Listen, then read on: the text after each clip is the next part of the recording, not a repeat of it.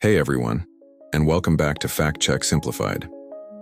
Today we're talking about that time when your car, that beautiful expensive hunk of metal you supposedly own, started treating you less like an owner and more like a tenant who's late on rent. Think of it as the world's worst startup pitch meeting gone global, where a venture capitalist in a Patagonia vest slams his fist on the table and yells, "What if people paid for things, but never actually got to own them? Ever?" And instead of being thrown out of the room, he was made CEO of everything. We're about to boil down decades of predatory corporate strategy and consumer psychology into a 25-part rant. Because who has the time to read a dense economic textbook when you can just be theatrically angry with us? Before the inevitable corporate betrayal starts, if you enjoy this highly dramatic but fun version of modern facts, please hit that like and subscribe button. Seriously, it helps us pay the electric bill for our overpriced standing desks. All right, grab an iced latte. Things are about to get unnecessarily infuriating. Our story begins not with a bang, but with a quiet, confusing update to a terms of service agreement that nobody read. The setting: the pristine, ruthlessly efficient headquarters of BMW. Picture it: glass walls, minimalist furniture, and engineers who probably dream in perfect geometric shapes. For decades, BMW was the ultimate driving machine. It was a symbol of success, a reward for hard work. You bought one, you got the keys and the entire car. Every button, every feature, every glorious leather-wrapped surface was yours. It was a simple, beautiful transaction. But somewhere around 2022, a strange idea, a Silicon Valley brainworm, burrowed its way into the German automotive psyche. This idea whispered a seductive, poisonous lie. What if you could sell the car and then sell it again and again, every single month? And so the gauntlet was thrown down.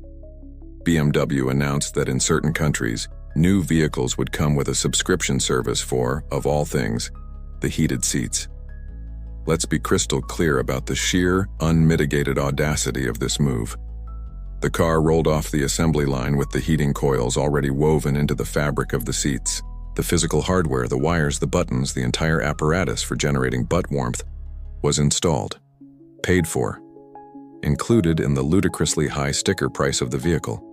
But if you, the so-called owner, wanted to actually use that hardware, you had to log into the BMW Connected Drive store and pay about $18 a month, or $180 a year.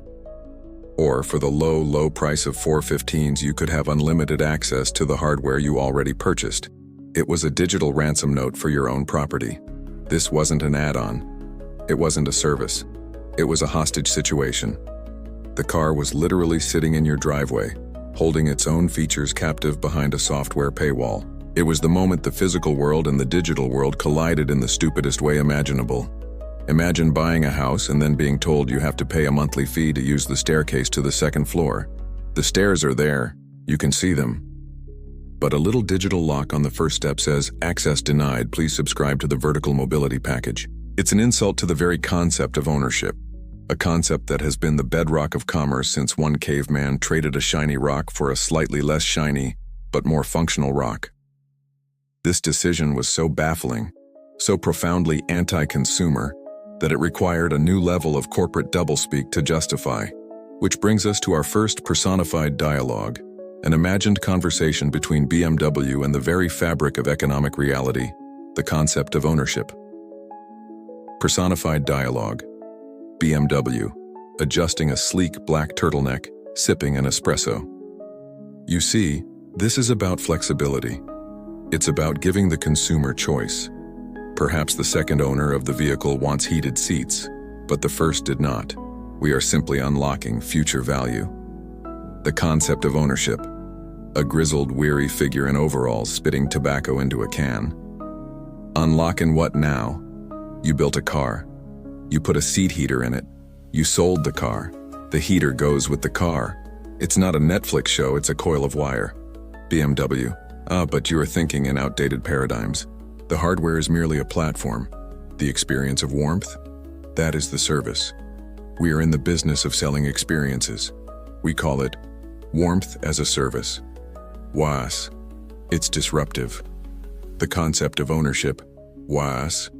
That sounds like a disease.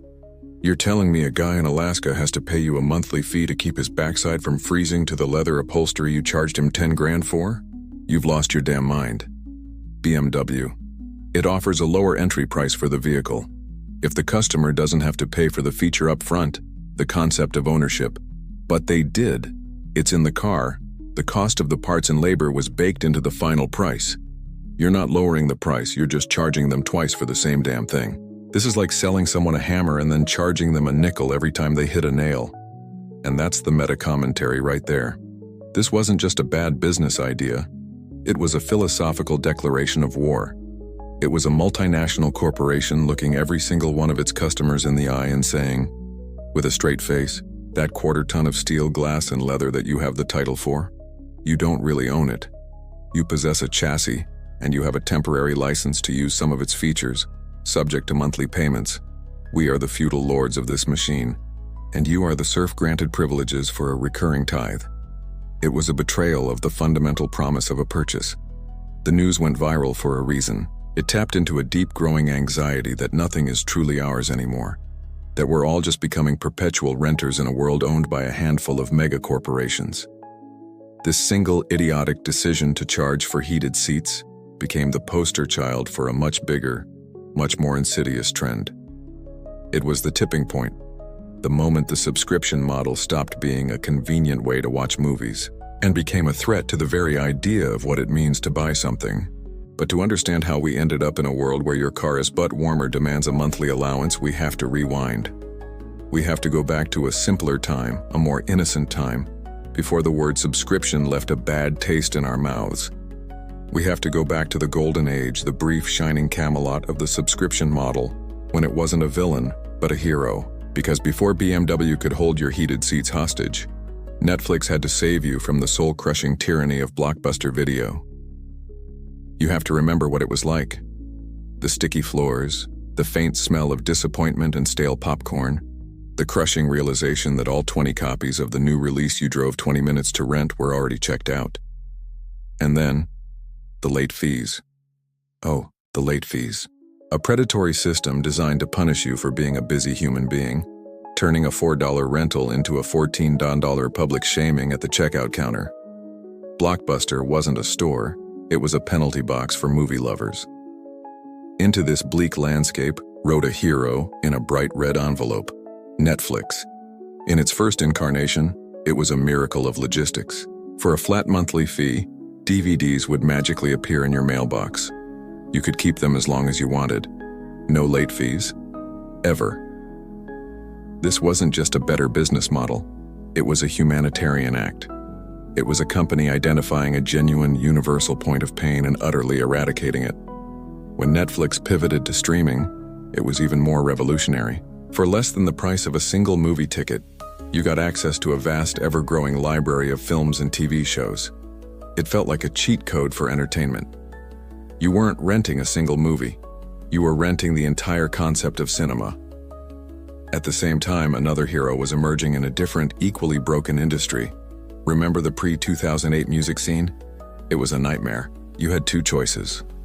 Either you drive to a record store and pay $18 for a CD that had exactly one good song and 11 tracks of filler, or you downloaded a suspicious MP3 file from a peer-to-peer network like LimeWire, prayed it was the actual song and not a weird remix or a computer virus, and spent the next 3 hours trying to get it onto your iPod.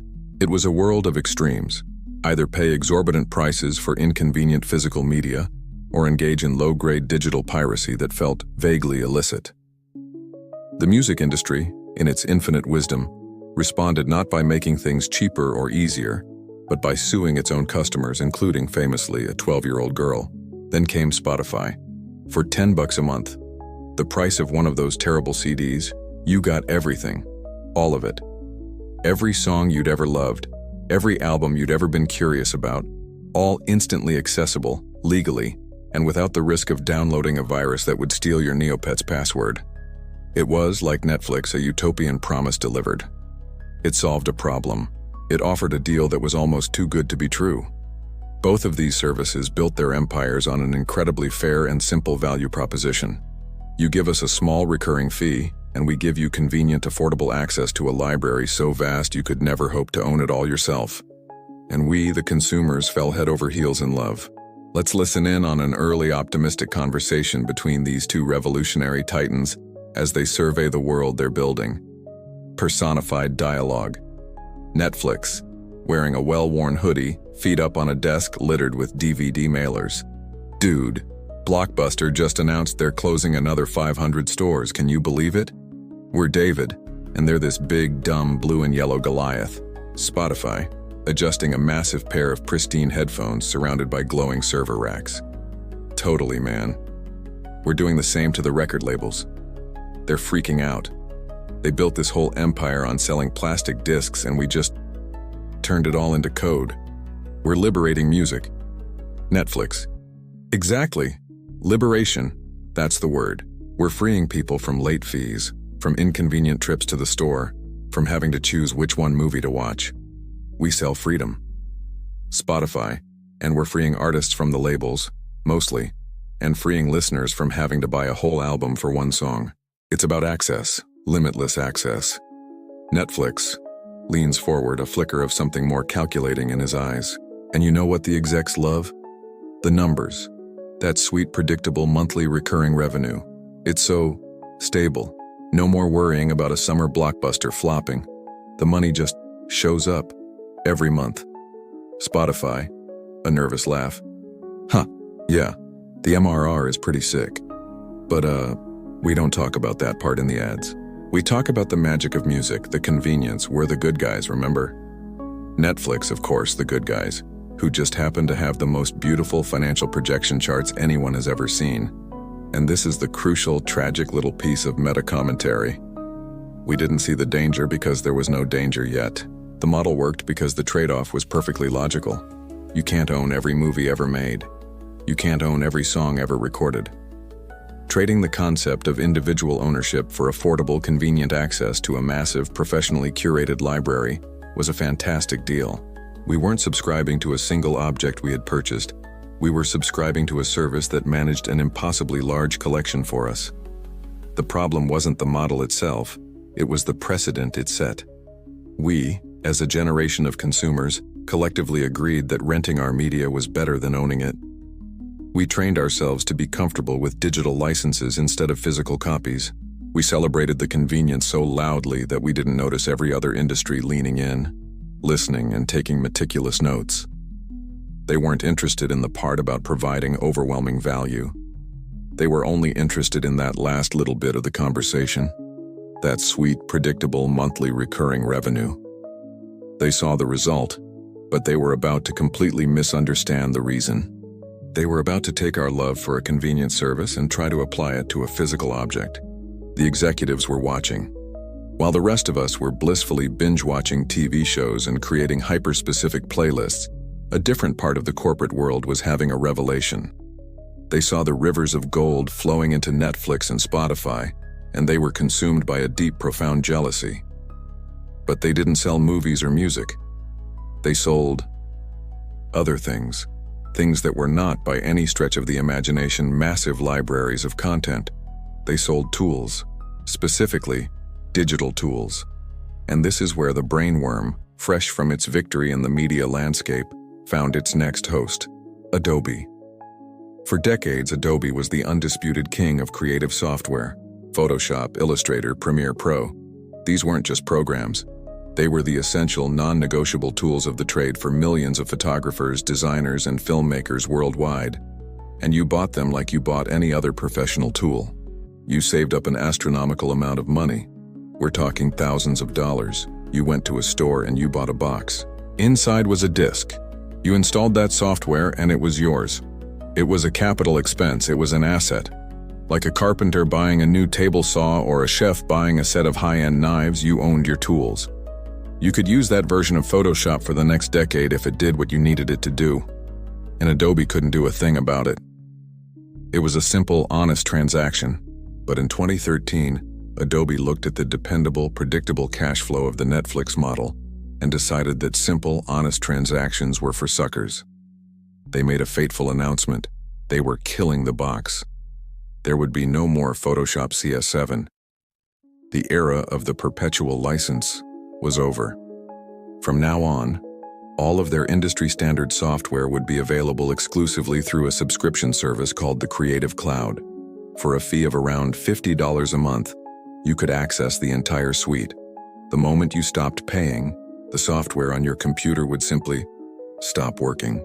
They didn't just change their pricing, they changed the fundamental relationship between a craftsperson and their tools. You were no longer an owner, you were a tenant, and Adobe was your new digital landlord, demanding rent for the very workshop where you made your living. The backlash from the creative community was instantaneous and volcanic. These weren't casual users, these were professionals who had built their entire careers on this software. Adobe tried to spin it as a positive. They used all the right buzzwords, a lower barrier to entry, continuous innovation, always having the latest version. This moment demands another dialogue, this time between the new, subscription-obsessed Adobe and the very people it claimed to be helping. Personified dialogue. Adobe, standing on a minimalist stage, beaming under a spotlight. We are so excited to empower creators with the Creative Cloud. No more huge upfront costs. We're democratizing creativity for everyone. The professional creative, in the audience, looking stressed, holding an invoice. Wait, hold on, so I can't just buy the software anymore? I have to rent it from you forever? Adobe. It's not renting, it's an ongoing relationship, a subscription to a service of constant innovation. You'll get every new feature, every bug fix the moment we dream it up. You'll never be out of date again. The professional creative. But what if I don't want the new features? My version of Photoshop works perfectly fine. I have my workflow, my plugins. I just need my tools to be stable. You were telling me that the software I've been using for 5 years will just be deactivated unless I start paying you a monthly fee? Adobe, voice becoming a little colder, a little more corporate. Ownership is an outdated concept. This new model ensures you always have the best-in-class tools. Think of us as your creative partner. The professional creative. A partner I have to pay protection money to every month or they break my digital kneecaps. You've got all my project files in your proprietary format. I can't just switch, you know that. This isn't a partnership, it's a shakedown. Adobe. We prefer the term robust and predictable revenue stream. Our shareholders are very excited about this new partnership. And here's the meta commentary that chills the blood. This was the moment the subscription concept crossed the Rubicon. It jumped from the world of content to the world of tools. Netflix and Spotify worked because they rented you access to a massive library you could never own. It was a fair trade. Adobe, on the other hand, was now renting you the hammer. It took a discrete, functional object, in this case a piece of software, and turned it into a service. This was the crucial mutation. It established the terrifying precedent that even if something exists as a whole, complete, and functional product, a company can choose to legally and technologically prevent you from owning it. They can force you to pay for it over and over again for the rest of your life. This was the proof of concept every other CEO had been waiting for. They watched the creative community scream and yell and threaten to boycott, and then they watched as, one by one, they were forced to sign up because there was no viable alternative. Adobe's revenue and stock price soared. The message sent to the rest of the business world was loud and clear. Customers will complain, but if your product is essential enough, they will pay. The floodgates were now open. If you could turn a piece of software into a subscription, what else could you do it to? The leap from renting Photoshop to renting a heated seat suddenly wasn't a leap at all. It was just the next logical step down a very slippery, very profitable slope. After Adobe kicked down the door, the rest of the tech world didn't just walk through, they stampeded. A new gospel began to spread through the open plan offices and overpriced coffee shops of Silicon Valley, and it had a holy trinity of acronyms: SaaS, MRR, and LTV. Software as a service, monthly recurring revenue, and lifetime value. This wasn't just a business model. It was a full-blown religion, and its prophets were venture capitalists and startup bros who spoke in a breathless jargon that was both impenetrable and inescapable. They had seen the promised land, and it was a spreadsheet where the revenue line went up and to the right, forever, without the messy, unpredictable inconvenience of having to convince someone to buy something new. The new commandment was simple. Thou shalt not sell a product one time. The goal was no longer to make a single, profitable sale. The goal was to acquire a user and lock them into a cycle of perpetual payment. The product itself became almost secondary. It was merely the bait. The real product was the subscription. Monthly recurring revenue, MRR, became the single most important metric, the ultimate measure of a company's health. A company that sold 1 million widgets for a one-time profit of $10 million was suddenly seen as less valuable, less stable, than a company that had 100,000 subscribers paying $10 a month. Why? Because the one-time sale is a question mark. You have to find a new customer tomorrow. The subscription is a promise. It's predictable. It's a steady drip of cash that Wall Street finds intoxicating. It's financial heroin for shareholders. This new religion created a frenzy of pivots. Companies that made perfectly good, functional products that people liked to buy suddenly looked at their business model with shame and disgust. One-time purchases were for dinosaurs. The cool kids were building ecosystems, platforms, and services. The entire linguistic landscape of business changed. You weren't a customer anymore. You were a user. You didn't buy a product. You onboarded to a platform. And you certainly didn't own anything. You had access to a tiered service. This ideological shift was so powerful and so universal that it began to leak out of the software world, looking for new industries to conquer. Let's imagine one of these tech evangelists trying to convert a perfectly normal, respectable company to this new way of thinking. Personified dialogue, Silicon Valley. A blur of motion, wearing a hoodie, and pristine sneakers pacing in front of a whiteboard covered in arrows and acronyms. Okay, so your business model is, let me get this straight.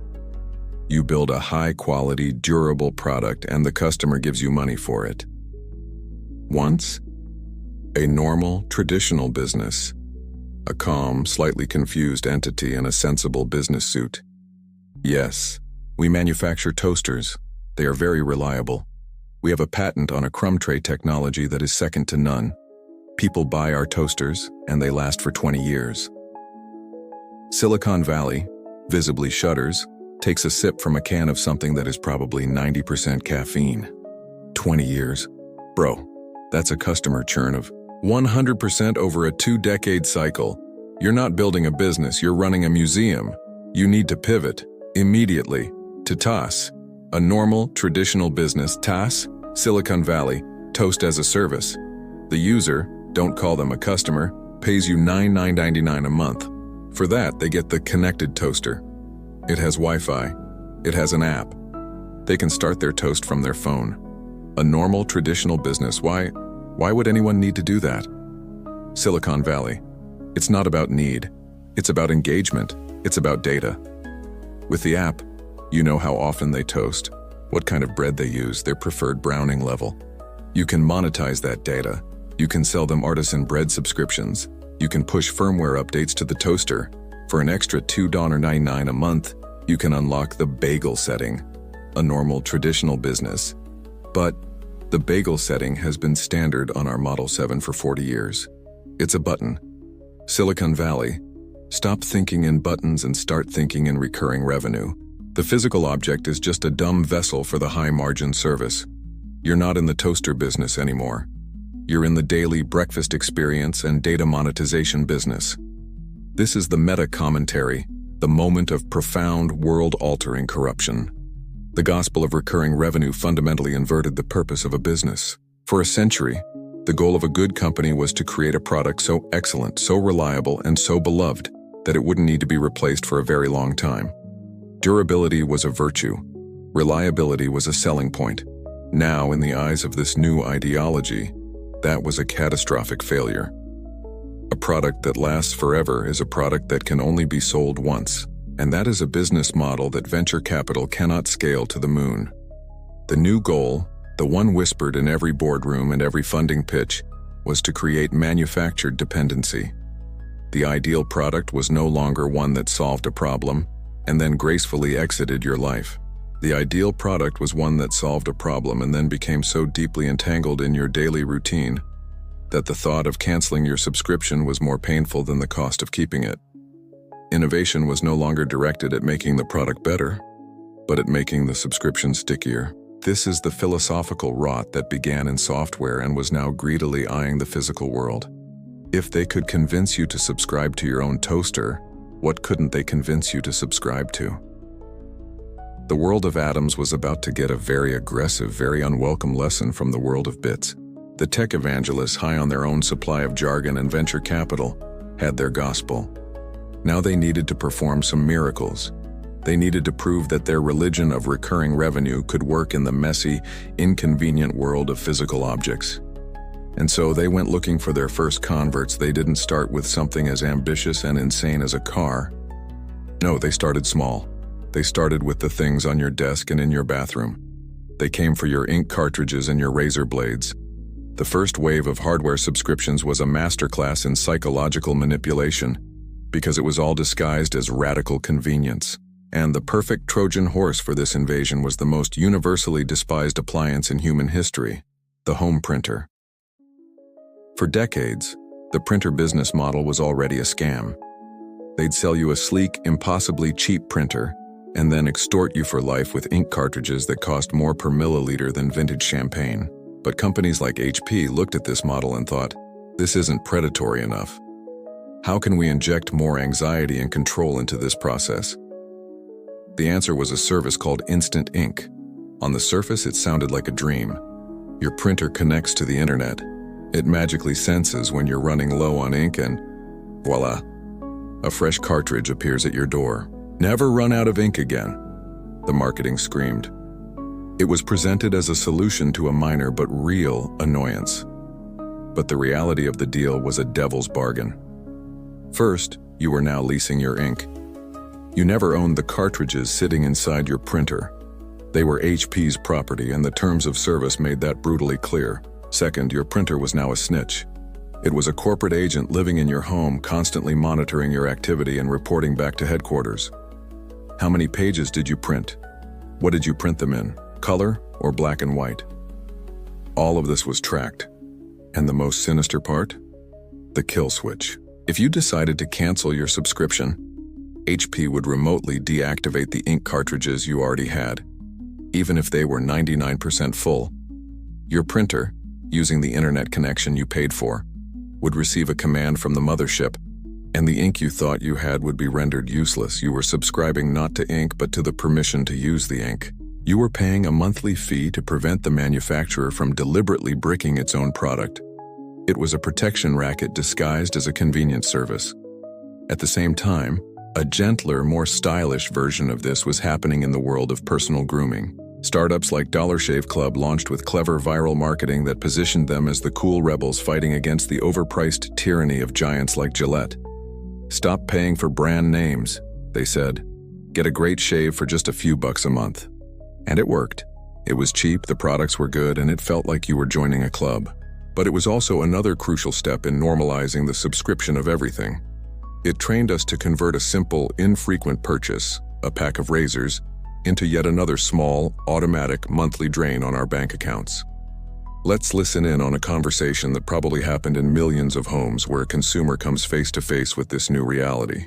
Personified dialogue. Inco Corp, the printer company, a disembodied, creepily soothing voice emanating from the printer's tiny LCD screen. Greetings. I see you are attempting to print. To continue your seamless productivity journey, please confirm your monthly page plan. Average consumer, staring at the printer, holding a single piece of paper. My what?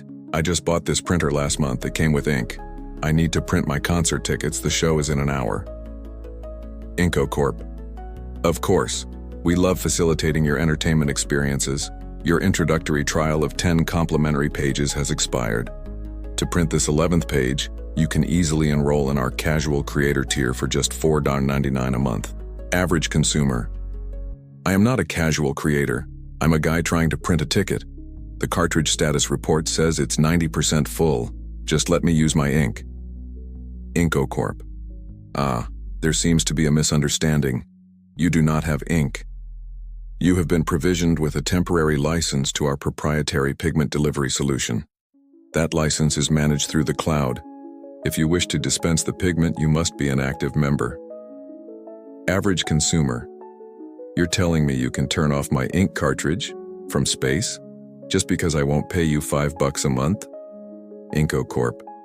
We prefer to say we are sunsetting the functionality of the hardware to encourage a transition to a more predictable service agreement.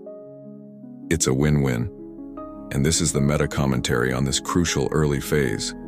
These experiments were designed to test our boundaries. They were the corporate equivalent of a frog in boiling water. Subscribing to movies felt fine. Subscribing to music felt fine.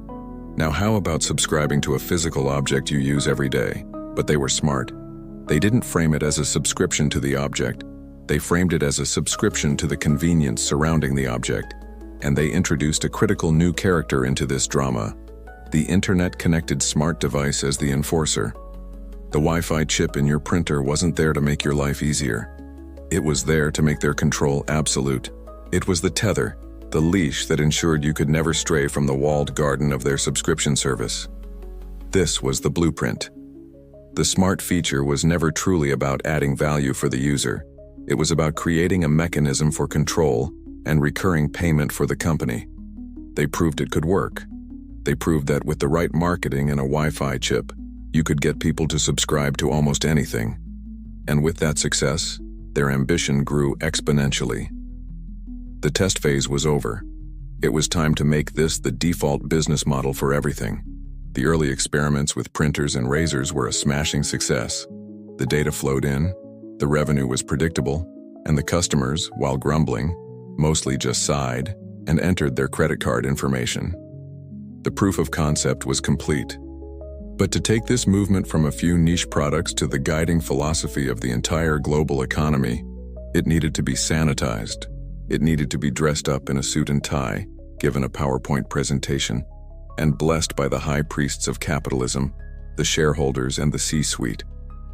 Thus began the age of the great corporate justification machine. This was an internal marketing campaign of epic proportions, where corporations convinced themselves that taking things away from customers was actually a profound act of generosity. They invented a whole new vocabulary of weaponized business jargon designed to make a simple shakedown sound like a revolutionary act of consumer empowerment. The cornerstone of this new language was the phrase shifting from CapEx to OpEx. That's capital expenditure to operational expenditure. It sounds incredibly boring, which is by design.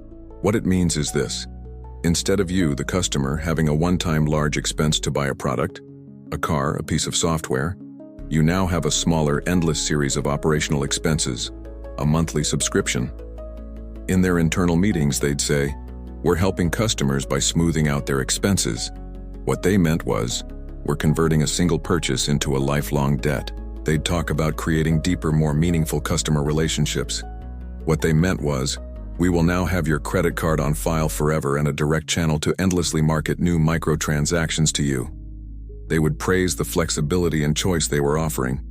But the choice was a sham. It was the choice between paying a monthly fee to use a feature that was already physically built into your device or not using it.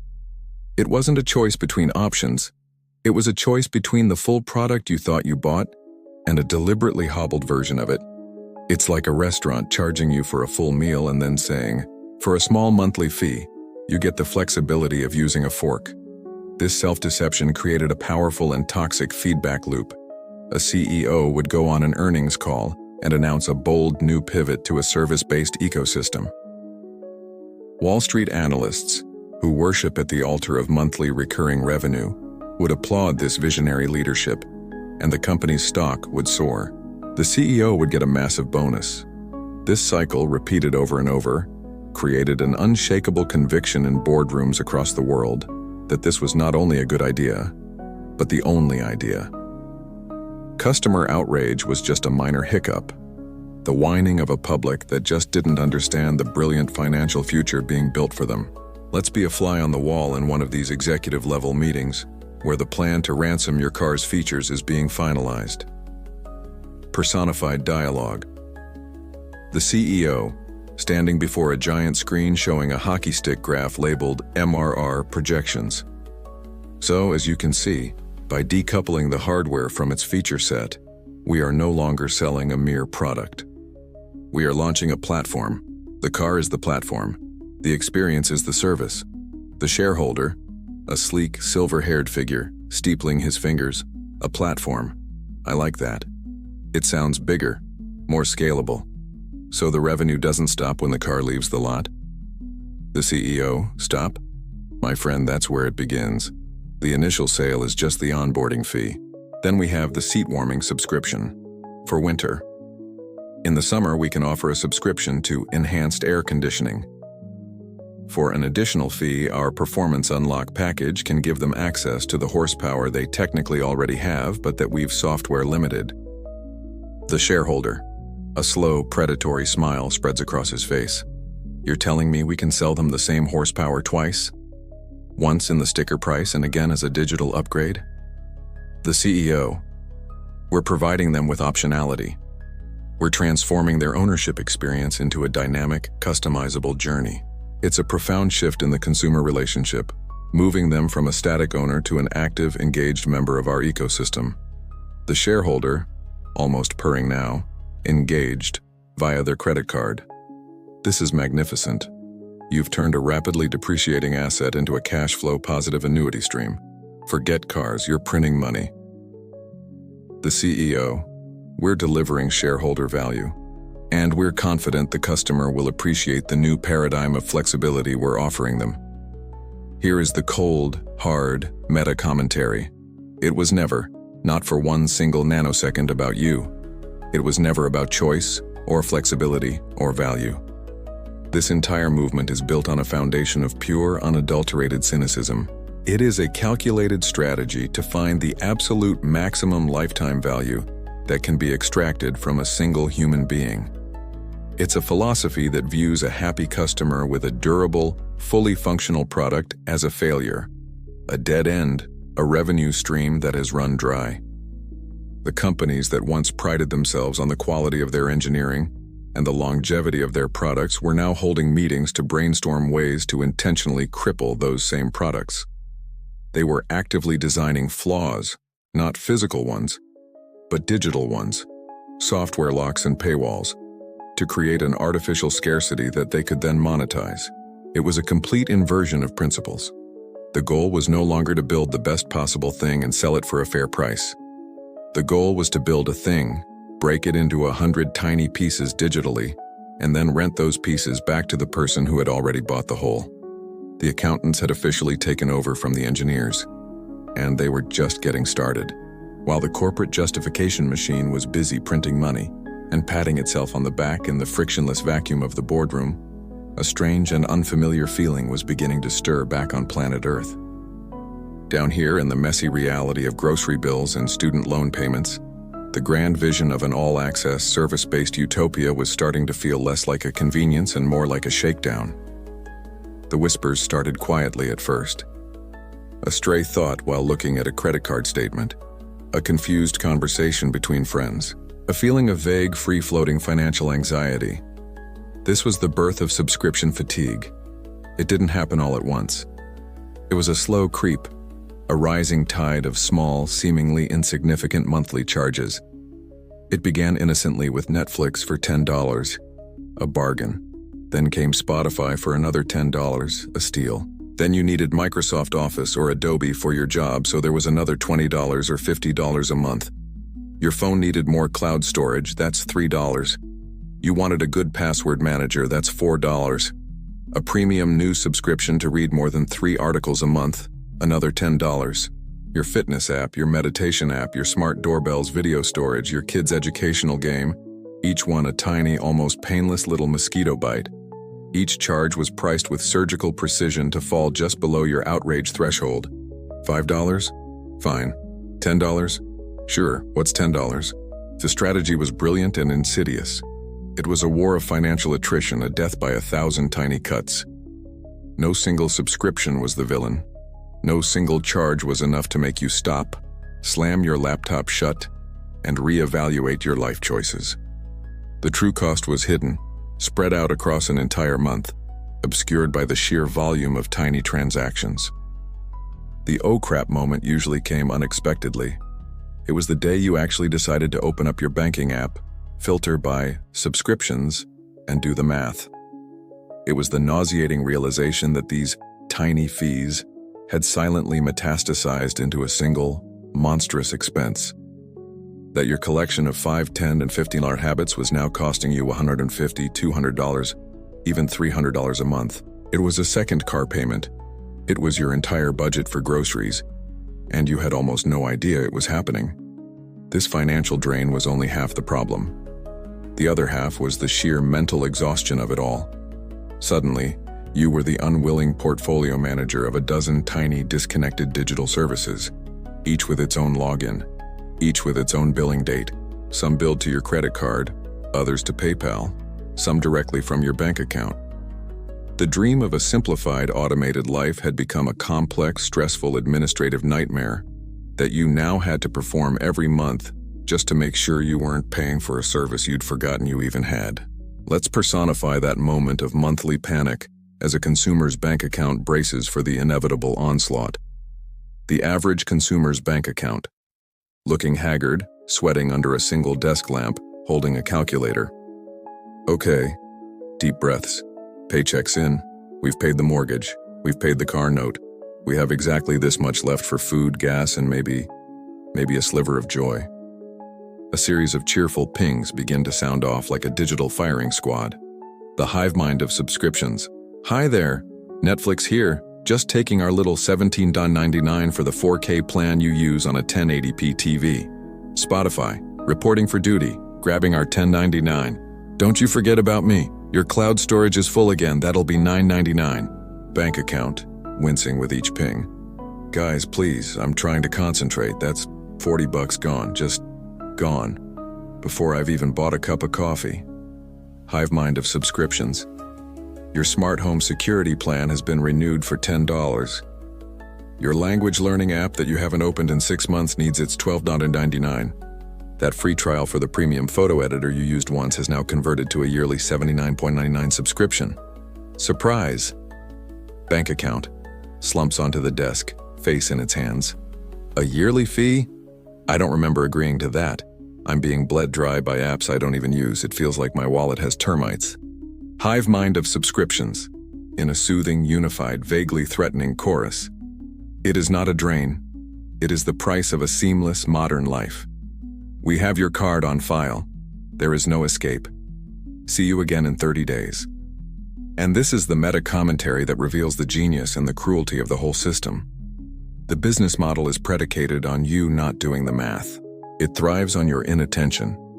It is designed from the ground up to exploit a fundamental weakness in human psychology. We are terrible at tracking the cumulative impact of small, recurring expenses. The fatigue that sets in isn't just about the money. It's the feeling of being played for a fool. It's the slow, dawning horror that your life has been filled with dozens of tiny financial barnacles, each one slowing you down, and that you attached most of them to the hull yourself. This was the state of play. The public was growing weary. The grumbling was getting louder. People were starting to audit their lives, armed with spreadsheets and cancellation links, looking for anything that could be cut.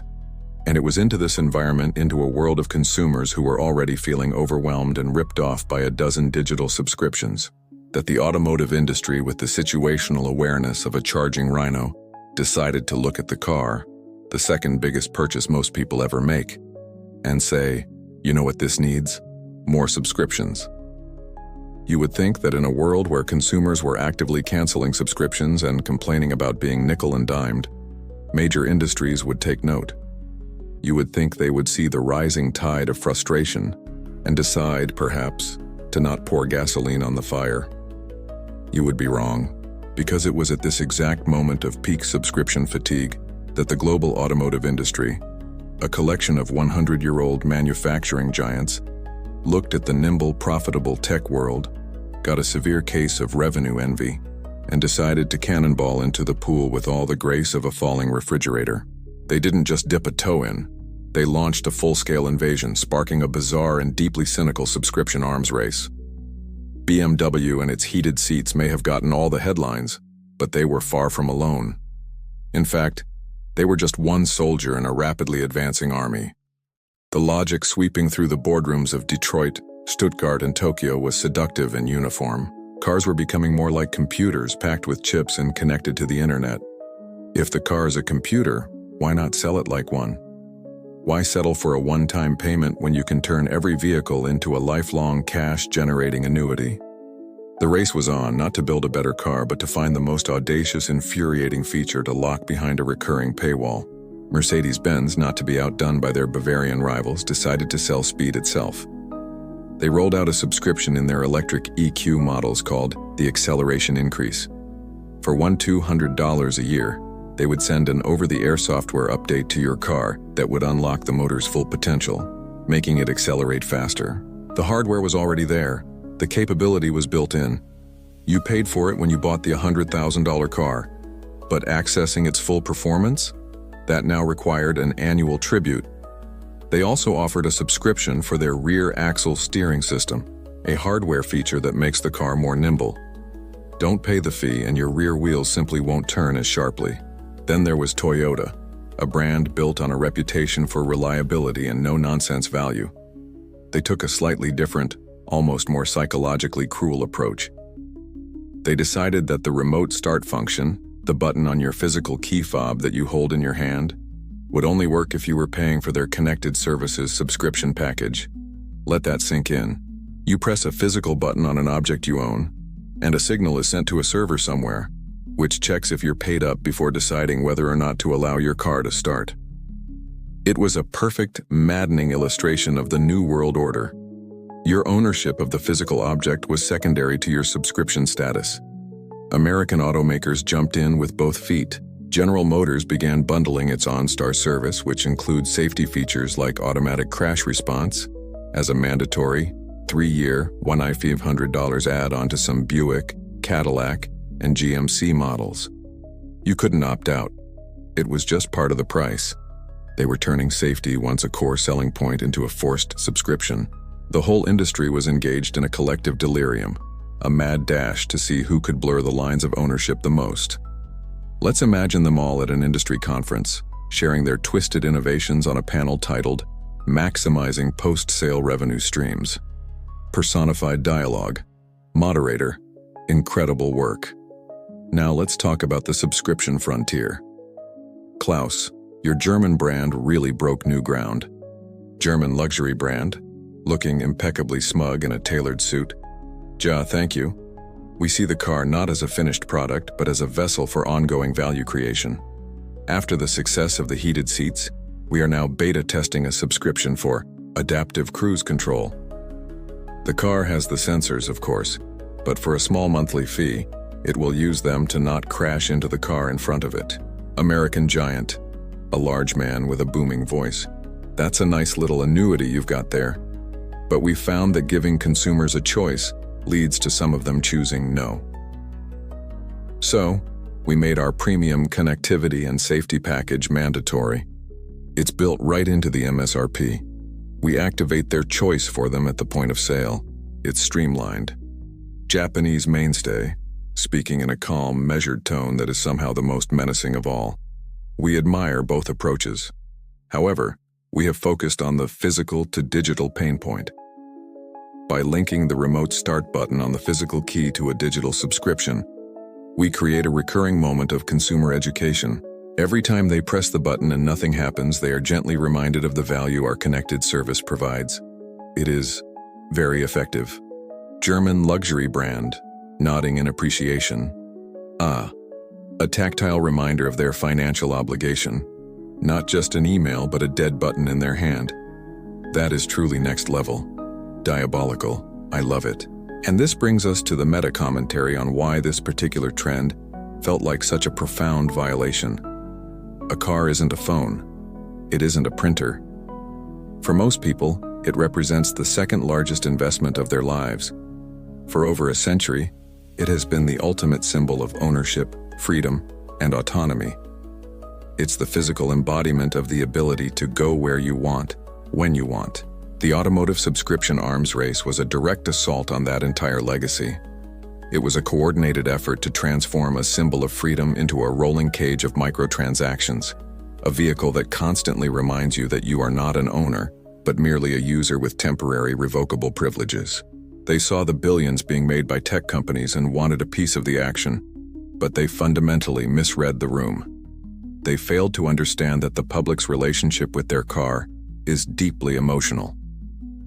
By holding basic functions like warmth, safety, and performance hostage, they weren't just being greedy. They were breaking a sacred, unwritten contract with their customers, and that level of betrayal was bound to provoke a response they were not prepared for. The automotive industry's subscription frenzy was shocking in its arrogance, but it was just one theater in a much larger war.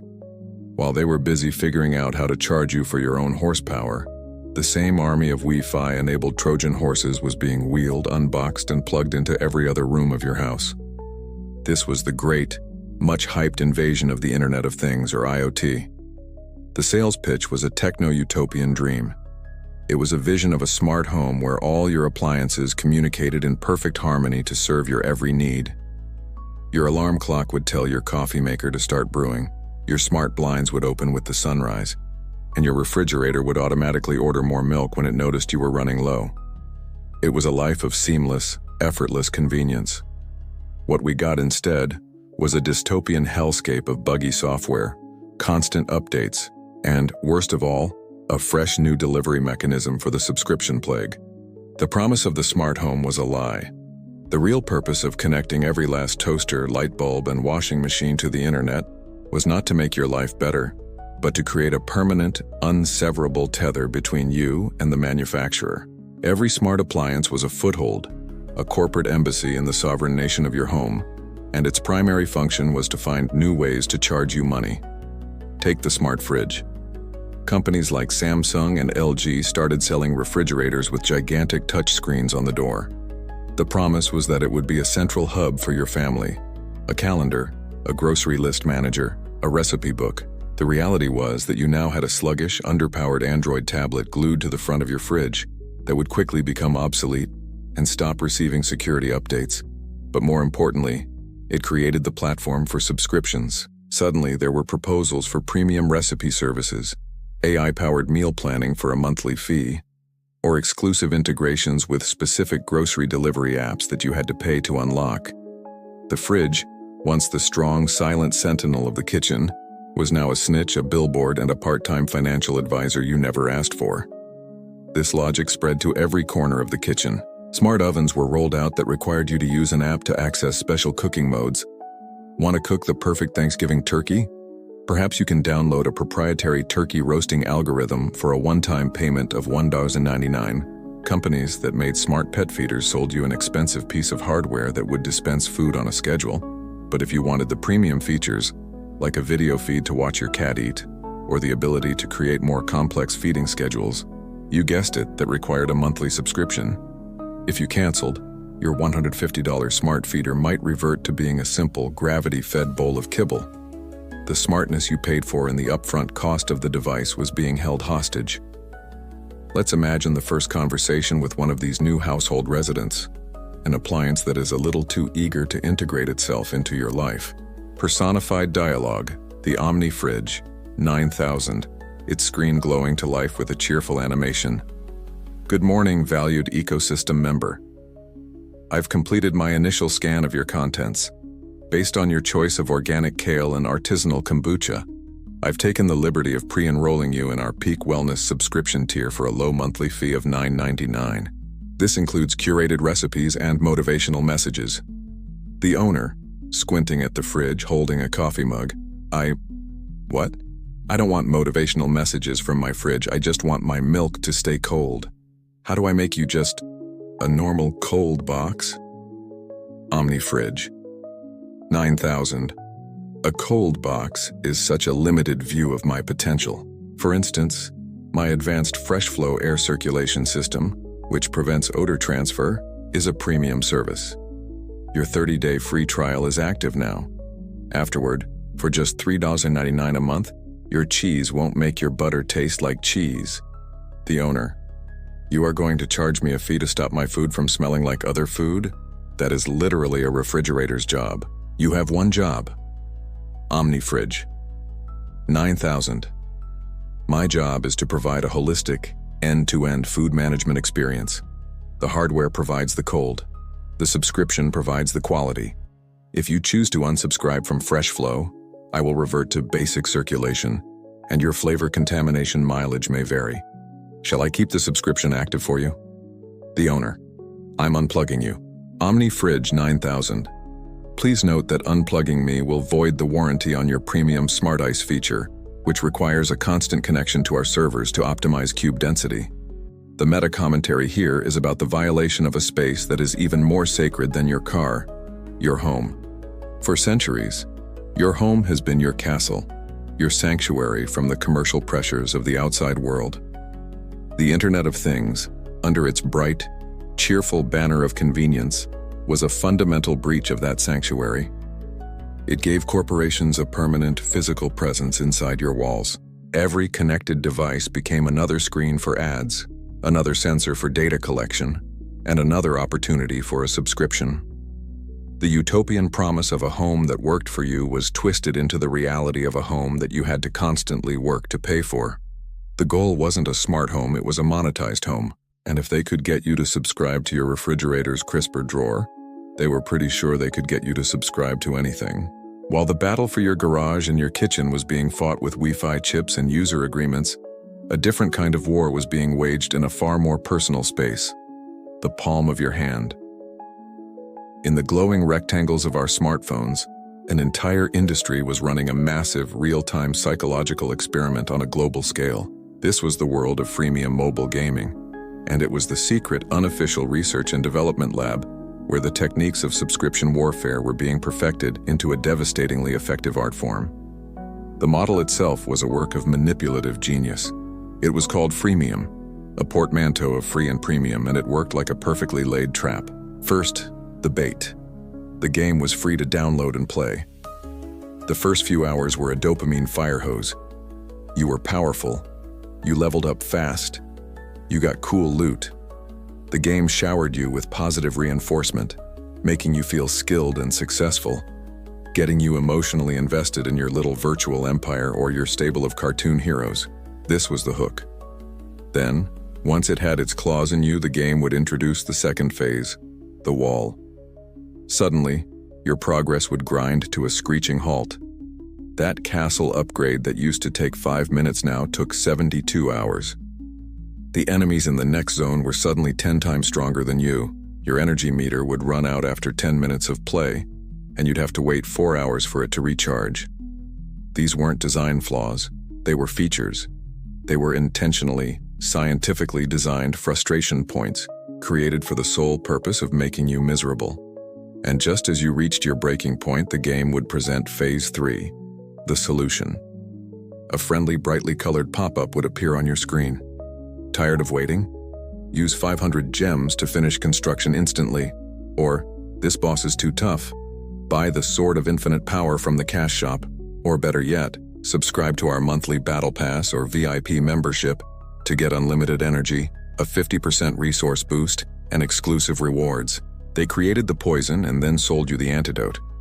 It was a masterclass in manufacturing a problem and then monetizing the desire for its removal. These weren't just games. They were finely tuned psychological gauntlets. They exploited every cognitive bias in the book. The sunk cost fallacy. I've already spent 40 hours building this village, I can't quit now. I might as well spend $5. Loss aversion. This exclusive limited time dragon armor is only on sale for the next hour. If I don't buy it now, it'll be gone forever. They weaponized social pressure with guilds and leaderboards, creating a pay-to-win environment where the biggest spenders were the most powerful players, turning the game into an arms race fueled by real-world money. Let's listen in on the typical emotional journey of a player being guided through this carefully designed funnel. Personified dialogue. The mobile game, a cacophony of cheerful music and sparkling sound effects. Welcome, new champion. You are amazing. Look how fast you're progressing. Here are 100 free sparkle gems just for being you. You are a winner. The player. Wow, this is great. It's so generous. I can't believe this is free. Hours later, the music is gone, replaced by the ticking of a countdown timer. The mobile game. Oh no. Your barracks upgrade will take 96 hours to complete. Your path to glory is paused. That's a shame. All the other players in your guild are getting so far ahead of you. The player. 96 hours? That's 4 days. I'll be useless in the next guild war. This sucks. The mobile game. A giant, glistening pop-up appears. But wait, don't let waiting ruin your fun. For today only, get a mountain of sparkle gems for the low price of $19.99. You can instantly complete that barracks and get back to winning. Or, even better, subscribe to our Heroes Pass for just $9.99 a month. You'll never have to wait again. The player. A subscription to skip waiting times? This feels gross, like you're holding my fun hostage. The mobile game. The pop-up now has a pulsing, urgent border. It's not a hostage situation. It's a value proposition. Think of the time you'll save. Time is money, friend, and all the real heroes. They have the Heroes Pass. Don't you want to be a real hero? This special introductory price expires in 10/9/8. Here's the critical meta-commentary. The freemium gaming industry was the crucible where the most effective strategies for user monetization were forged. They A/B tested every color, every sound effect, every pop-up timing to find the scientifically perfect way to manipulate you into opening your wallet. They became the world's foremost experts in creating artificial scarcity and then selling relief from it. And every other industry was watching. They saw the billions of dollars being generated by these silly little games, and they realized the underlying principles were universal. The playbook was now clear. Get the user hooked on a product, intentionally degrade the experience over time, and then offer a monthly subscription as the only way to restore the product to its full initial functionality. The tactics used to sell you a battle pass in a mobile game were the direct ideological ancestors of the tactics used to sell you a subscription to your car is heated seats. This wasn't just about fun and games anymore. It was about the fundamental rewiring of the relationship between a consumer and a product. So let's take a step back and survey the battlefield. In one corner of your life, you have a half-dozen streaming services, all warring for your attention, each one holding a few of your favorite shows hostage. In another corner, your software is no longer a tool you own but a service you rent from a digital landlord. In the garage, your car is plotting new ways to charge you for the features it was built with. In your kitchen, your refrigerator is trying to sell you a subscription to crispier lettuce. And on your phone, a dozen free-to-play games are using military-grade psychological tactics to get you to buy a shiny virtual sword. The subscription model had achieved total war, attacking on all fronts. And you, the consumer, were the overwhelmed, exhausted infantrymen trapped in the crossfire. This is the point where the problem transcended mere financial annoyance and became a full-blown mental health crisis. This is the breaking point. The drowning. It's the realization that you are the unwilling and unpaid manager of a sprawling, chaotic portfolio of digital and physical services, and it is a miserable, high-stress, part-time job. The sheer cognitive load is crushing. You live in a state of low-grade, perpetual anxiety about your own consumption. Which free trial is about to expire and slam you with a $100 annual fee? Did that streaming service I never watched just raise its price again? Do I actually need the premium tier of my weather app? Or can I live with not knowing the exact minute it's going to rain? This has given rise to a dreaded modern ritual, the subscription audit. It's the night once every few months where you sit down with a spreadsheet, your credit card statements, and a bottle of wine, and try to untangle the web of automatic payments that has woven itself around your financial life. You scroll through an endless list of debits, trying to decipher cryptic billing descriptors like SP, SuperCloud Tech, or BlamoInt, trying to remember what they are and why you're paying for them. It is like being a detective in a crime where you are both the victim and the prime suspect. And the original promise of convenience? That has completely inverted itself. The golden age of Netflix was built on the idea of everything being in one place for one low price. Now, The media landscape is so fragmented that the very convenient subscriptions we're supposed to create has been annihilated. To follow modern television, you need a subscription to Netflix, another to Disney+, another to Max, another to Hulu, another to Peacock, and another to Paramount+. The simple act of watching TV now requires the logistical planning of a D-Day invasion. You're not drowning in a sea of services, you're drowning in the apps, the passwords, and the bills that come with them. Let's eavesdrop on the internal monologue of a modern consumer as their brain teeters on the edge of a total system meltdown. Personified dialogue. The brain, speaking in a frantic, high-pitched voice, as if from a bunker under siege. Okay, boss. Status report. The credit card statement is a bloodbath. I need you to focus. Do you remember authorizing a recurring payment of $14,999 to Mindful Pause, the modern consumer? Mindful Pause? What the hell is that? The brain. It appears to be a premium subscription for a service that generates AI-powered poetry for your dog. You signed up for a free trial 2 months ago after seeing an ad on Instagram at 3 a.m. The modern consumer. Oh God, cancel it. Cancel it now. The brain. Typing furiously. I'm trying. Their website has no cancel button.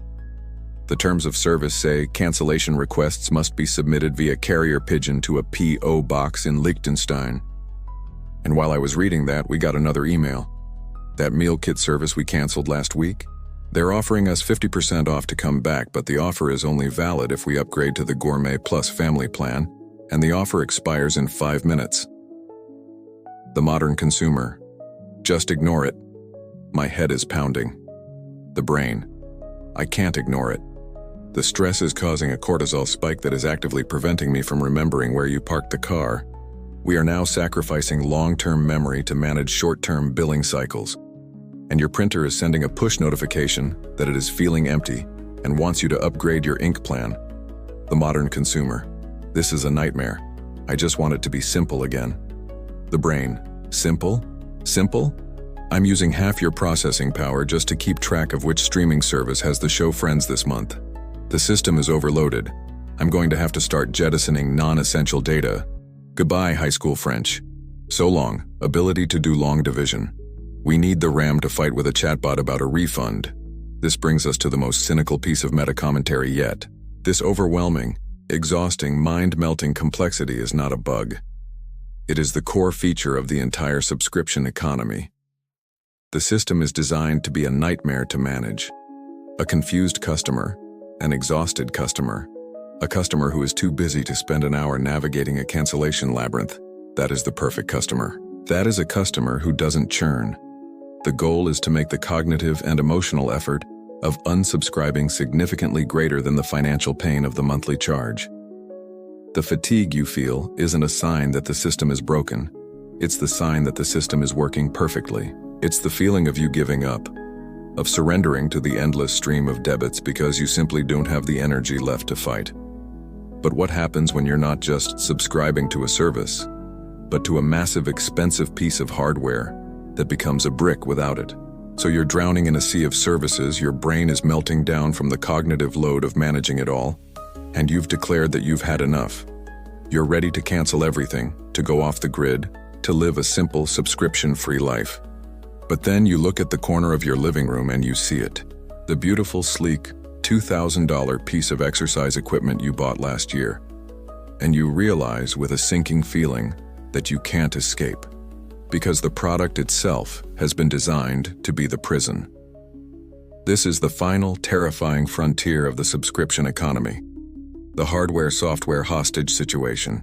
And the undisputed king of this model, the Michelangelo of the monetized ecosystem, is Peloton. On the surface, Peloton was a pandemic-era fairy tale. It wasn't just an exercise bike. It was a phenomenon. It was a status symbol, a fitness cult, a community. The product was undeniably beautiful. A whisper, quiet bike with a massive, glorious HD touchscreen attached to the handlebars. The promise was that you could bring the energy and motivation of a high-end spin class directly into your home. The price tag was staggering, often north of $2,000 for the bike itself, but people paid it, believing they were investing in their health and buying a top-of-the-line piece of equipment. What they didn't fully realize was that they weren't buying a bike, they were buying a screen. And that screen only worked if you paid the ransom. The real product was never the hardware. The real product was the $44 a month all-access membership. Without that subscription, the entire Peloton experience, the entire reason for its existence vanishes. That gorgeous, expensive touchscreen that was the main selling point becomes functionally useless. It doesn't let you watch Netflix. It doesn't let you browse YouTube. It won't let you use a competitor's fitness app. No, if you cancel your subscription, your $2,000 smart bike becomes dumber than a rock. The screen will show you 3 basic metrics: your speed, your cadence, and your resistance. That's it. It becomes the world's most over-engineered and expensive speedometer, a constant monolithic monument to the subscription you are no longer paying. You didn't just buy a bike, you paid an enormous cover charge to get into a club that also charges a steep monthly membership fee. This is the perfection of the trap. The massive upfront cost of the hardware creates a powerful sunk cost fallacy. You've already spent so much on the bike, what's another $44 a month to make it actually work? To not pay the subscription feels like admitting you wasted thousands of dollars on what is now, effectively, a very stylish clothes hanger. The hardware isn't an asset, it's a liability. It's the anchor that keeps you tethered to the subscription, month after month, year after year. Let's role-play the moment a new owner realizes what they've truly signed up for, guided by the relentlessly positive, slightly menacing voice of their virtual trainer. Personified dialogue Peloton instructor, voice booming from the screen set against a pulsating EDM track. All right, Peloton Nation. I see you out there. You made the commitment, you invested in you. Who's ready to climb that leaderboard and leave mediocrity in the dust? New bike owner, breathing heavily but happy. This is amazing. I love the energy. Hey, just a quick question. My partner isn't really into classes. Can they just use the bike screen to watch the news in the morning while they pedal? The EDM track fades slightly. The instructor's smile becomes a little more fixed. Peloton instructor. The news? Friend, we are the news. We are the only signal you need. This 22-inch portal is a direct gateway to our library of thousands of classes. It is a closed loop of inspiration. It does not connect to the outside world. New bike owner. Oh, okay. So what happens if I go on vacation for a month and want to pause the subscription? Does the bike just not work? Peloton instructor. Of course it works. The pedals will still go around, and this beautiful screen will display our Just Ride feature, which is a very minimalist experience. A true Zen-like focus on the raw data of your movement. New bike owner. So it becomes a brick, a $2,000 brick that tells me how fast I'm pedaling. I thought I was buying a piece of high-end home gym equipment. Peloton instructor. The smile is now a thinly veiled threat. You bought a ticket to the greatest fitness community on the planet. The subscription is your passport. If you let it expire, you will be respectfully detained at the border of mediocrity. Now less talking, more climbing. The leaderboard is watching, and this is the meta commentary, the chilling endgame of this entire saga. This is the moment the subscription model consumes the very idea of ownership. It's the full realization of the printer ink scam, scaled up to a life-altering purchase. You are no longer buying a product that can be enhanced by a service.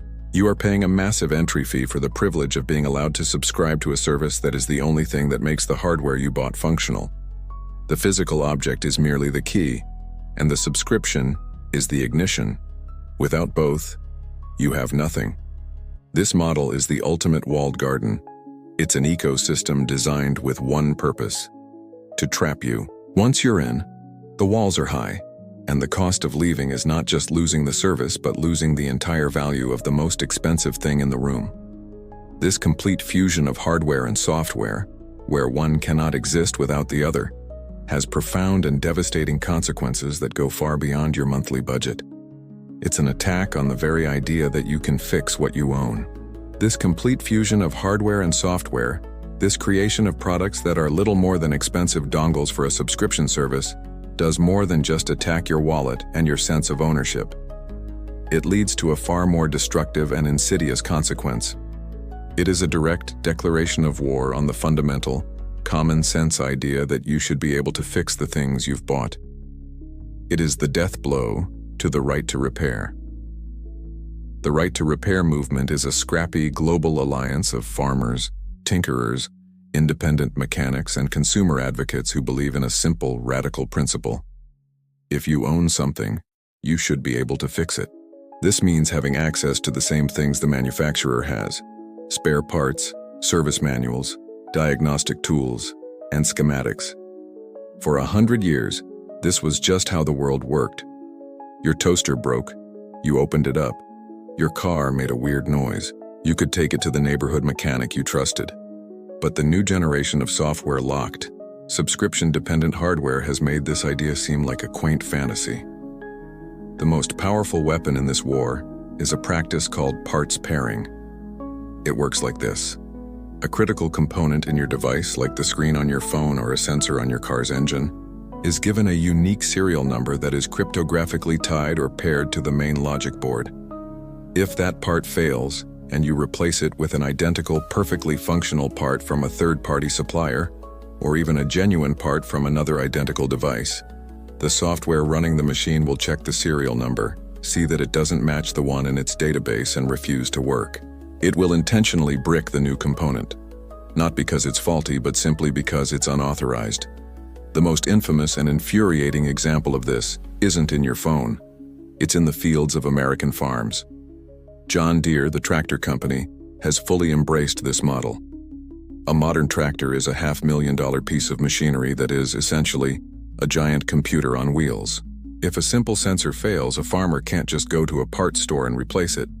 Even if they install a genuine John Deere sensor, the tractor's central computer will reject it until a licensed John Deere technician drives out to the farm plugs in a proprietary laptop and digitally blesses the new part, authorizing it to speak to the rest of the machine. This service, of course, comes at an astronomical cost. The subscription model for features is the evil twin of this practice. When a heated seat is controlled by a server in Germany, your local mechanic can't fix it. They can check the wiring, but they can't fix the digital handshake. They are locked out. This has sparked a furious battle, pitting everyday owners and independent businesses against a united front of corporate giants. Personified dialogue, a courtroom showdown. The right to repair movement, a passionate advocate in a slightly worn suit gesturing to a farmer in the gallery. Your Honor, this is about control. These companies are using software as a weapon to create a complete and total monopoly over the repair of the products we supposedly own. They are putting independent shops out of business and holding their customers hostage.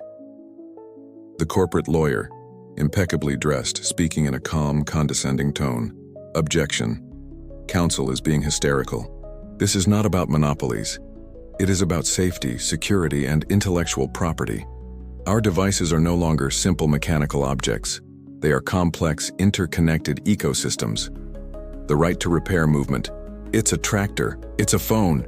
People have been fixing them for generations. Now you're telling us that changing a battery is a security risk? The corporate lawyer. An unauthorized battery could compromise the thermal integrity of the device, leading to unforeseen energetic events. We are simply protecting the consumer from their own incompetence. We provide a seamless, end-to-end service experience through our certified channels. It's for their own good. The right to repair movement. Their own good? You charge $800 to fix a screen that an independent shop could do for $200. You are not protecting consumers. You are protecting your profit margins. You're turning ownership into a rental and repair into a crime. The corporate lawyer. We prefer to see it as ensuring a consistent, high-quality brand experience throughout the entire product lifecycle. If the consumer wanted to be a mechanic, they should have purchased a box of loose parts. They purchased a service, and we are the sole, qualified providers of that service. And here's the devastating meta-commentary. The death of repair is the final, unceremonious burial of the concept of ownership. When you are forbidden from opening, modifying, or fixing an object, you do not own it. You are merely its temporary keeper. You are a user, a licensee, a serf in a new era of digital feudalism where the products in our homes and fields ultimately answer not to us but to a server in a data center 1,000 miles away. This isn't just an economic issue. It's a catastrophic environmental one, creating mountains of e-waste as perfectly fixable devices are simply thrown away because the manufacturer has made them impossible or too expensive to repair. It stifles innovation, closes small businesses, and concentrates all the power and all the profit in the hands of a few massive corporations. They have now locked down what you own and how you fix it.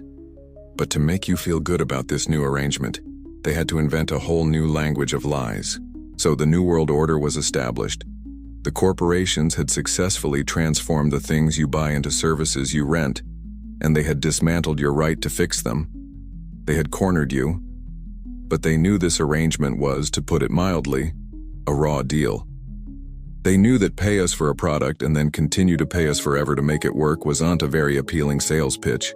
So to paper over this fundamentally broken and hostile relationship, they uncorked the most potent weapon in their arsenal, a fire hose of meaningless, infuriating, and deliberately confusing marketing jargon. They set out to build a whole new dictionary of lies to describe this new reality. The central pillar of this linguistic fraud was the value proposition. In a normal business transaction, the value proposition is simple. You give me money and I give you a thing of value in return. But the subscription model's value proposition is twisted and nonsensical. So, they had to invent a language that would make it sound like they were doing you a favor. They weren't just taking your money, they were offering you more choice and flexibility. The translation, of course, is that they have deliberately removed standard features from the product you bought specifically, so they can sell them back to you as an upgrade. The flexibility is your option to pay the ransom or not.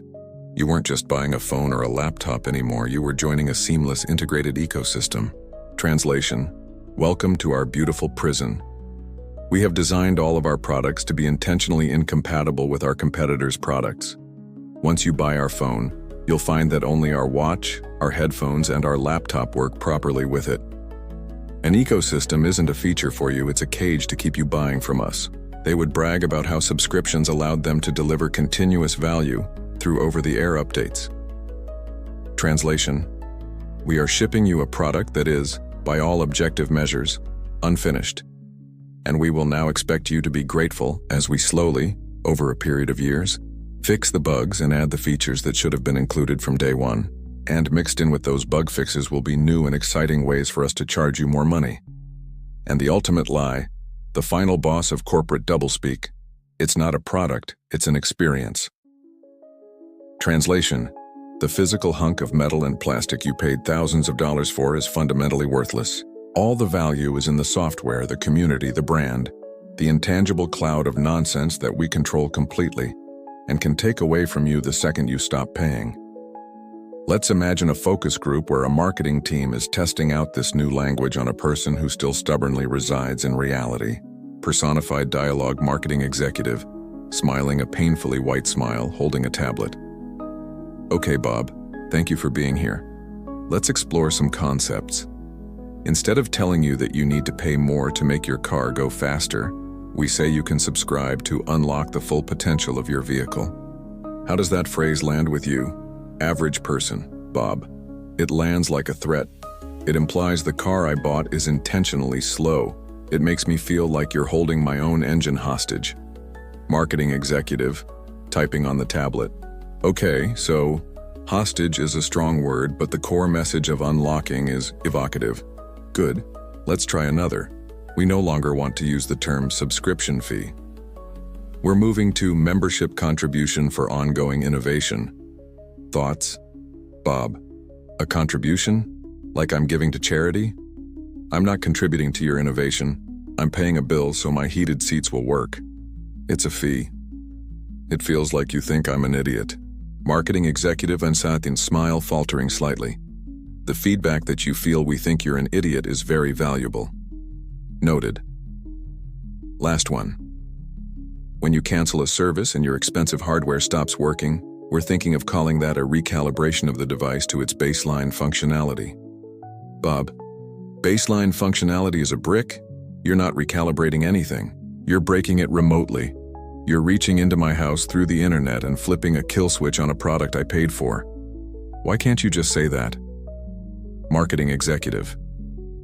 Well, Bob, our research indicates that flipping a kill switch on a product you paid for tests very poorly with key demographics. Recalibrating to baseline functionality, on the other hand, sound orderly and inevitable. And this is the meta-commentary that should make you furious. This isn't just bad marketing. It is a deliberate and cynical campaign of corporate gaslighting. The goal of this Orwellian doublespeak is to systematically dismantle the language of ownership and replace it with the language of servitude. It's designed to make you, the consumer, feel like the unreasonable one. Why are you so upset? We're giving you flexibility. We're providing an experience. You're part of an ecosystem. They are trying to redefine the very nature of a commercial transaction. If they can get you to accept their vocabulary, they can get you to accept the fundamentally broken logic that underpins it. It's an attempt to normalize the absurd. But this cloud of linguistic nonsense was also a smokescreen, designed to hide another, even more valuable resource they were extracting from you in this new arrangement. It wasn't just your money they were after. It was your data. That cloud of corporate doublespeak, that thick fog of buzzwords about ecosystems and experiences, wasn't just there to make you feel better about being ripped off. It was also a smokescreen, designed to obscure the other, far more valuable resource that this new business model was designed to extract from you. They didn't just want your recurring payments. They wanted the digital ghost of your entire life. They wanted your data. The subscription model, it turns out, is the single greatest data harvesting machine ever invented. Think about the old way of doing things. You'd buy a car. The transaction was anonymous and finite. The car company knew you. A person with a name and an address had purchased a vehicle on a specific date. And that was pretty much it. The relationship was over. What you did with that car, where you drove it, how fast you drove, what radio stations you listened to was your business. The car was a dumb object. It couldn't talk, it couldn't snitch. But a modern connected car, the kind that demands a subscription for its features, is a spy. It's a 24/7 surveillance device that you pay for the privilege of driving. It knows your every move.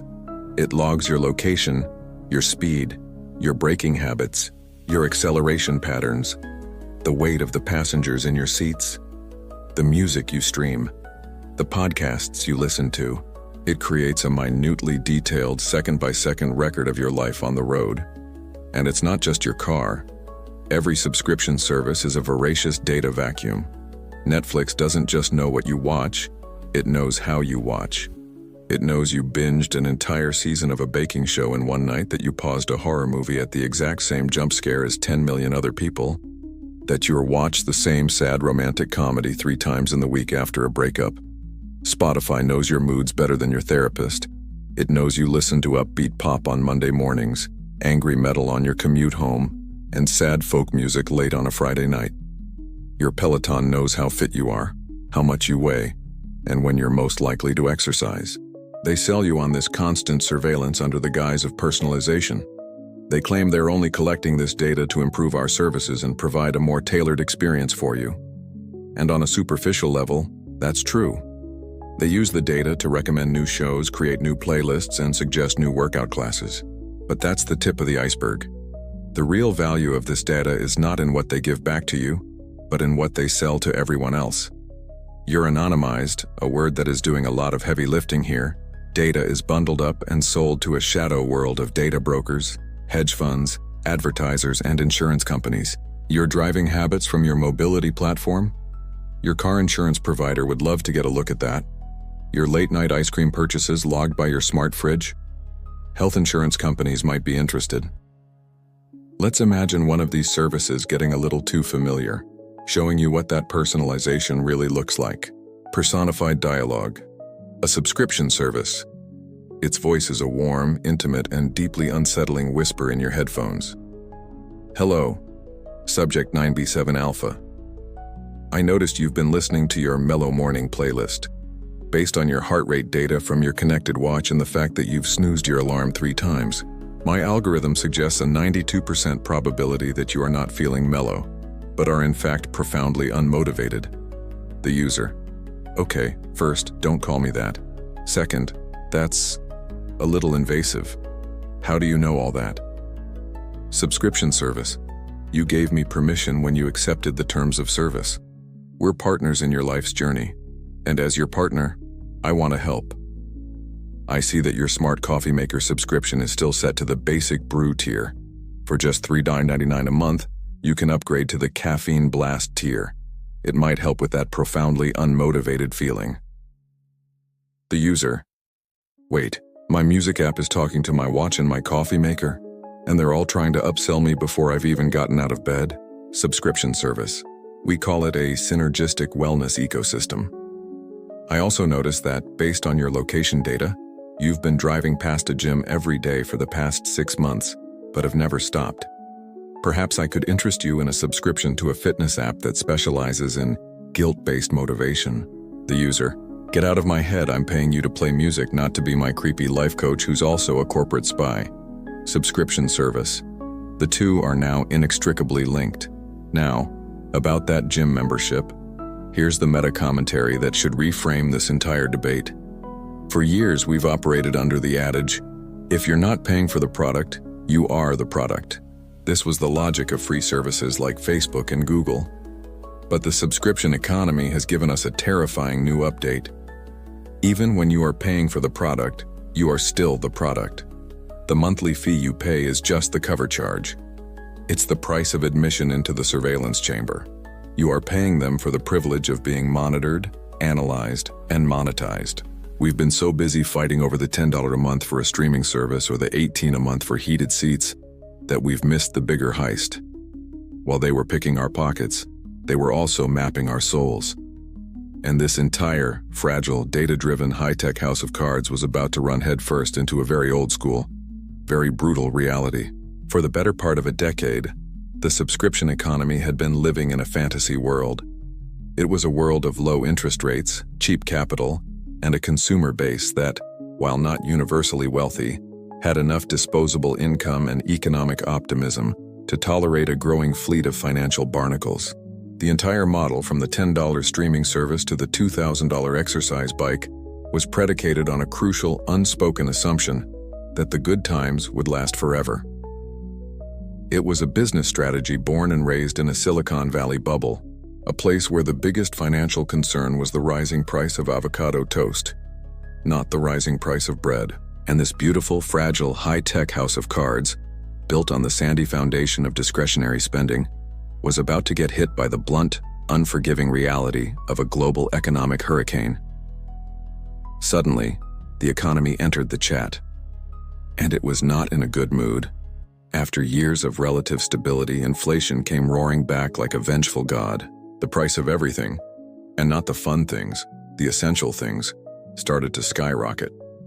A gallon of gasoline, the lifeblood of the commuting world, shot up to prices that made people physically angry. A carton of eggs, the most basic of staples, doubled in cost.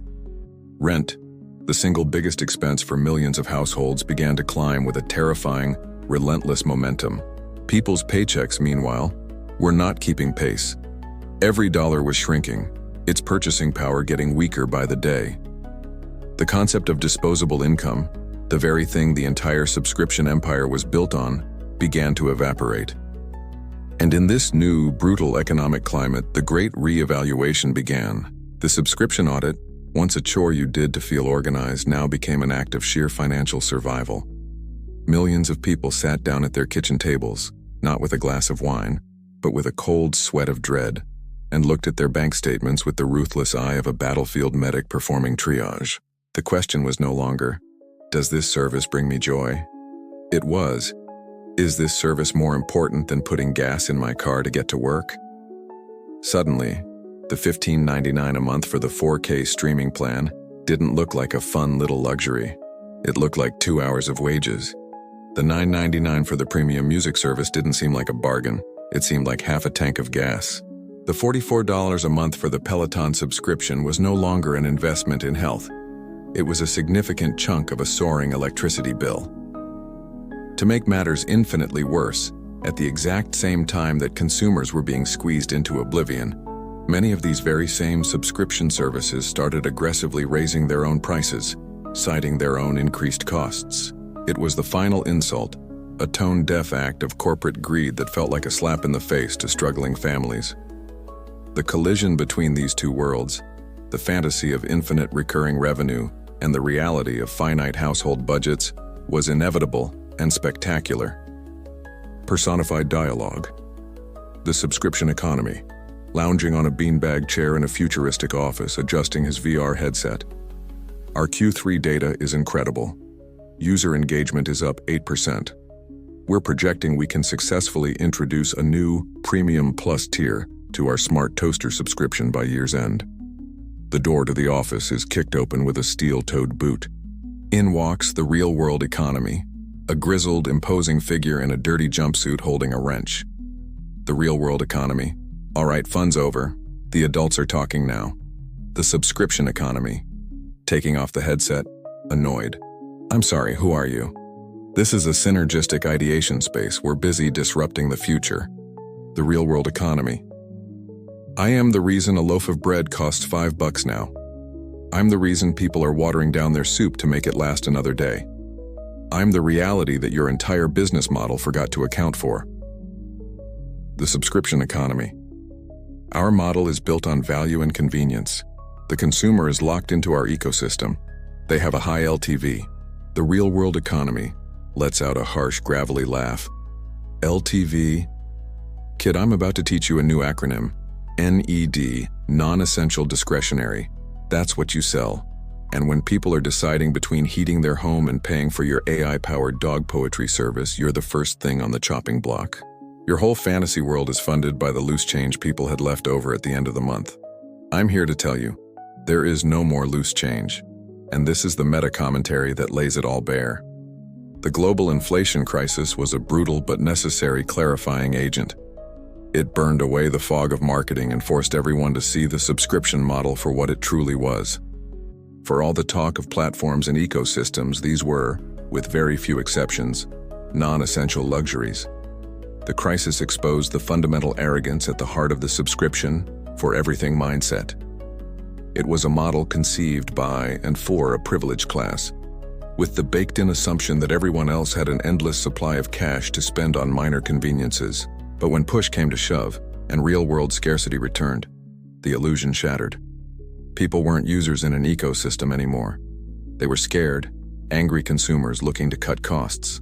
And as they grabbed their virtual scissors and rushed to sever these financial ties, they discovered the corporations had built one last infuriating line of defense. The great culling had begun.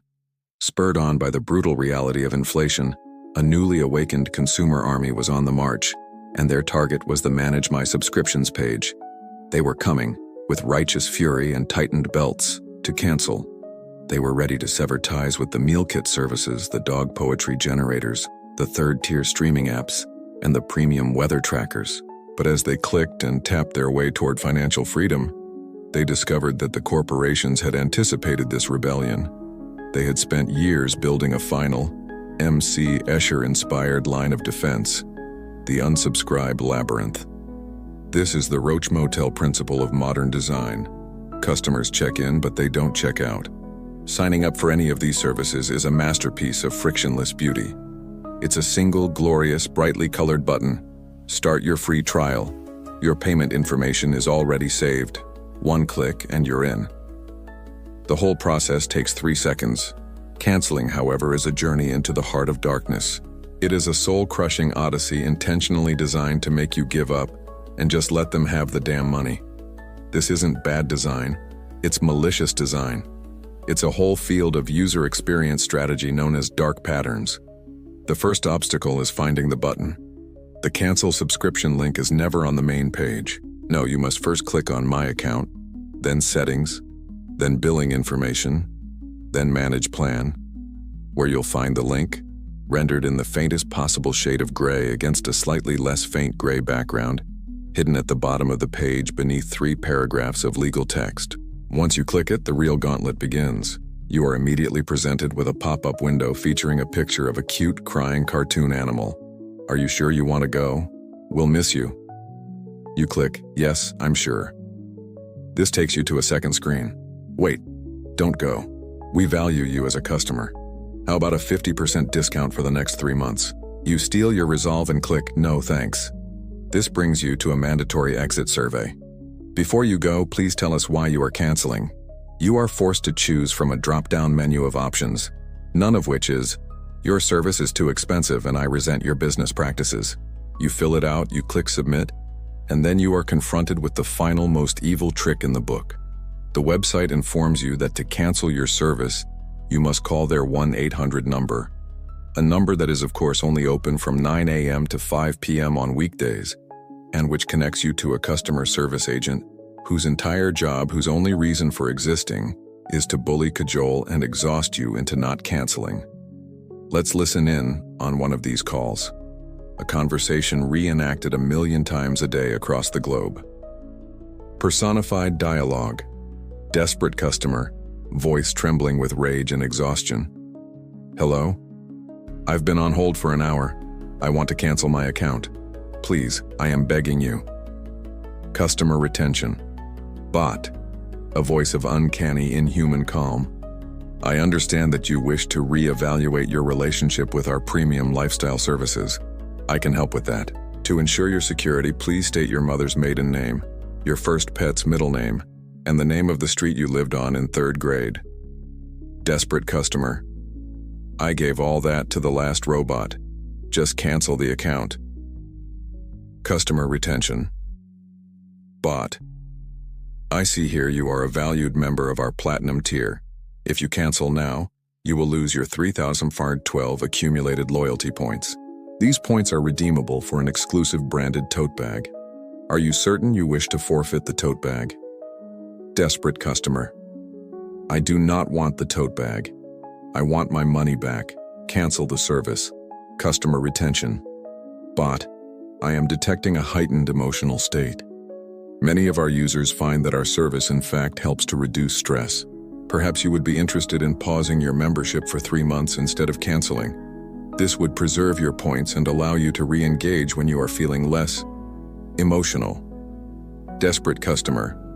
"I am emotional because you have made it impossible to cancel. You are a thief. Your company is a criminal enterprise." Customer retention bot. "I'm sorry, but I am not authorized to respond to accusations of digital piracy. To complete the cancellation you have requested, I am now required to transfer you to a senior de-escalation specialist. Please hold. Your sanity is very important to us, and this is the meta-commentary that should radicalize you. The unsubscribe labyrinth is the truest expression of what these companies actually think of you.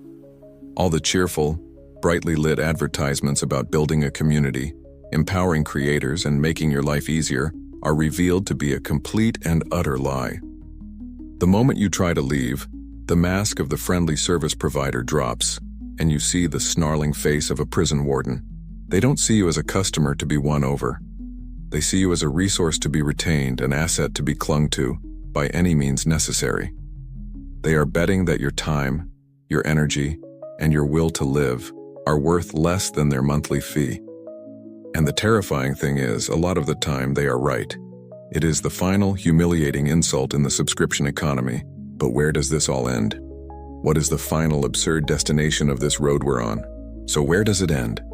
We've been dragged through the 9 circles of subscription hell, from the death of ownership to the labyrinth of cancellation. We've seen corporations invent a new language of lies and turn our own possessions into spies. What is the logical conclusion? What is the final, deranged destination on the map that began with a rented DVD? Welcome to peak absurdity. Welcome to the world where everything as a service is taken to its most insane, yet internally consistent conclusion. A world where every single action you take, every interaction with every object in your home, is a microtransaction waiting to happen. Let's start the day in this not-so-distant future. You wake up. The moment your feet touch the floor, your smart carpet registers your weight and cross-references it with your health data. It might send you a push notification. Your weight is up 0.2% from yesterday. Perhaps you'd like to downgrade your food delivery subscription from the gourmet to the sensible tier. You walk into the kitchen and grab the coffee beans. Your smart coffee maker scans the bag's barcode. Alert: these are non-authorized third-party beans. A $0.50 external ingredient fee will be applied to your next brew. To avoid this fee, please subscribe to our bean-to-cup ecosystem. But the real nexus of this dystopian nightmare is the microwave. Let's call it the iWave 5. You buy it for $400. It's a beautiful piece of brushed stainless steel. But owning it is just the beginning of your financial relationship. The microwave comes with a freemium heating plan. You get 5 minutes of complimentary microwave usage per day. That's enough to warm up a cup of coffee or a small bowl of soup. If you want to heat your leftover pizza, which takes 90 seconds, that comes out of your daily allowance. But if you want to cook a frozen dinner, which takes 7 minutes, you've got a problem. The microwave screen will light up. You have exceeded your daily heating allowance. Please purchase additional minutes at $0.10 per minute or upgrade to our Dinner Freedom monthly plan. Of course, the buttons are all subscription-based. The popcorn button, the single most important button on any microwave, is a premium feature. You have to subscribe to the Orville Redenbacher signature tier for $2.99 a month to unlock its patented kernel-optimized heating algorithm. The defrost function, that's a separate subscription, part of the Thaw as a Service winter bundle, which also includes access to your car's heated steering wheel. Want to use power levels other than 100%? That's part of the Culinary Pro package, which gives you granular control over your heating experience. Without a subscription, your microwave is a glorified 5-minute egg timer. Let us experience a day in the life of a person just trying to exist in this monetized reality. Personified dialogue, a symphony of notifications. A person, let's call them Alex, is trying to leave for work. Smart door. Ping. Good morning, Alex. You have opened me 17 times so far this month. Your basic entry and exit plan includes 30 door cycles. Please consider upgrading to the unlimited egress plan to avoid overage charges. Alex gets in the car. It's a cold day. Smart car. Welcome. The external temperature is 35 degrees Fahrenheit. This is a perfect day for our premium warmth package. For just $1.99, I can activate your heated seats and steering wheel for this trip. Alex. Just drive. Alex gets to work and sits down. Smart chair. Posture alert. Your spinal alignment is 8% less than optimal. For a one-time microtransaction of $0.99, I can engage my lumbar support actuators to correct your slump. Would you like to proceed? Alex gets home and wants to watch TV. Smart TV. Hello? To continue enjoying your television, please watch this mandatory 3-minute advertisement from our sponsor, or subscribe to ad-free Viewing Plus for $12.99 a month. Alex. I'm already paying for 3 streaming services. Smart TV. Those are content subscriptions. This is the hardware subscription. They are separate. Alex finally gives up and goes to bed. Smart pillow. Boop. Your breathing patterns indicate a low level of REM sleep. For $4.99 a month, I can play personalized, algorithmically generated white noise to enhance your sleep quality. And this is the meta-commentary that should scare you. This is not a joke. This is the end game. While a pay-per-use microwave might sound like a parody, it is the absolute logical extension of the exact same business principle that powers a subscription for a heated seat. If a company can justify disabling a piece of hardware you've already paid for in your car, there is no ethical or logical principle that stops another company from doing the exact same thing to the heating element in your oven, the compressor in your refrigerator, or the motor in your toothbrush. There is no limiting factor. The only thing standing between us and this future of a million infuriating microtransactions is our collective willingness to say, absolutely not. The subscription model, when applied to physical hardware, is a bottomless appetite. Left unchecked, it will not rest until it has consumed and monetized every atom and every second of our lives.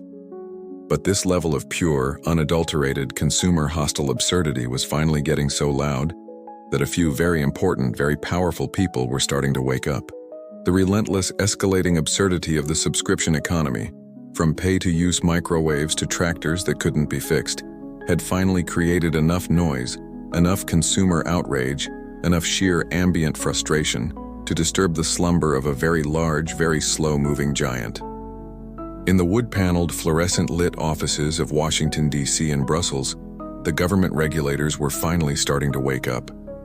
Picture a massive bureaucratic bear groggily emerging from a decade-long hibernation, blinking in the harsh light of 1,000 consumer complaints and wondering who the hell had replaced all the furniture with inescapable roach motels. For years, these agencies, like the Federal Trade Commission (FTC) in the United States, had taken a relatively hands-off approach to the burgeoning digital economy. But the problem had metastasized. It was no longer a niche issue affecting a few gamers or software designers. It was affecting everyone everywhere in their cars, their homes, and their bank accounts. The complaints pouring into their offices had reached a critical mass.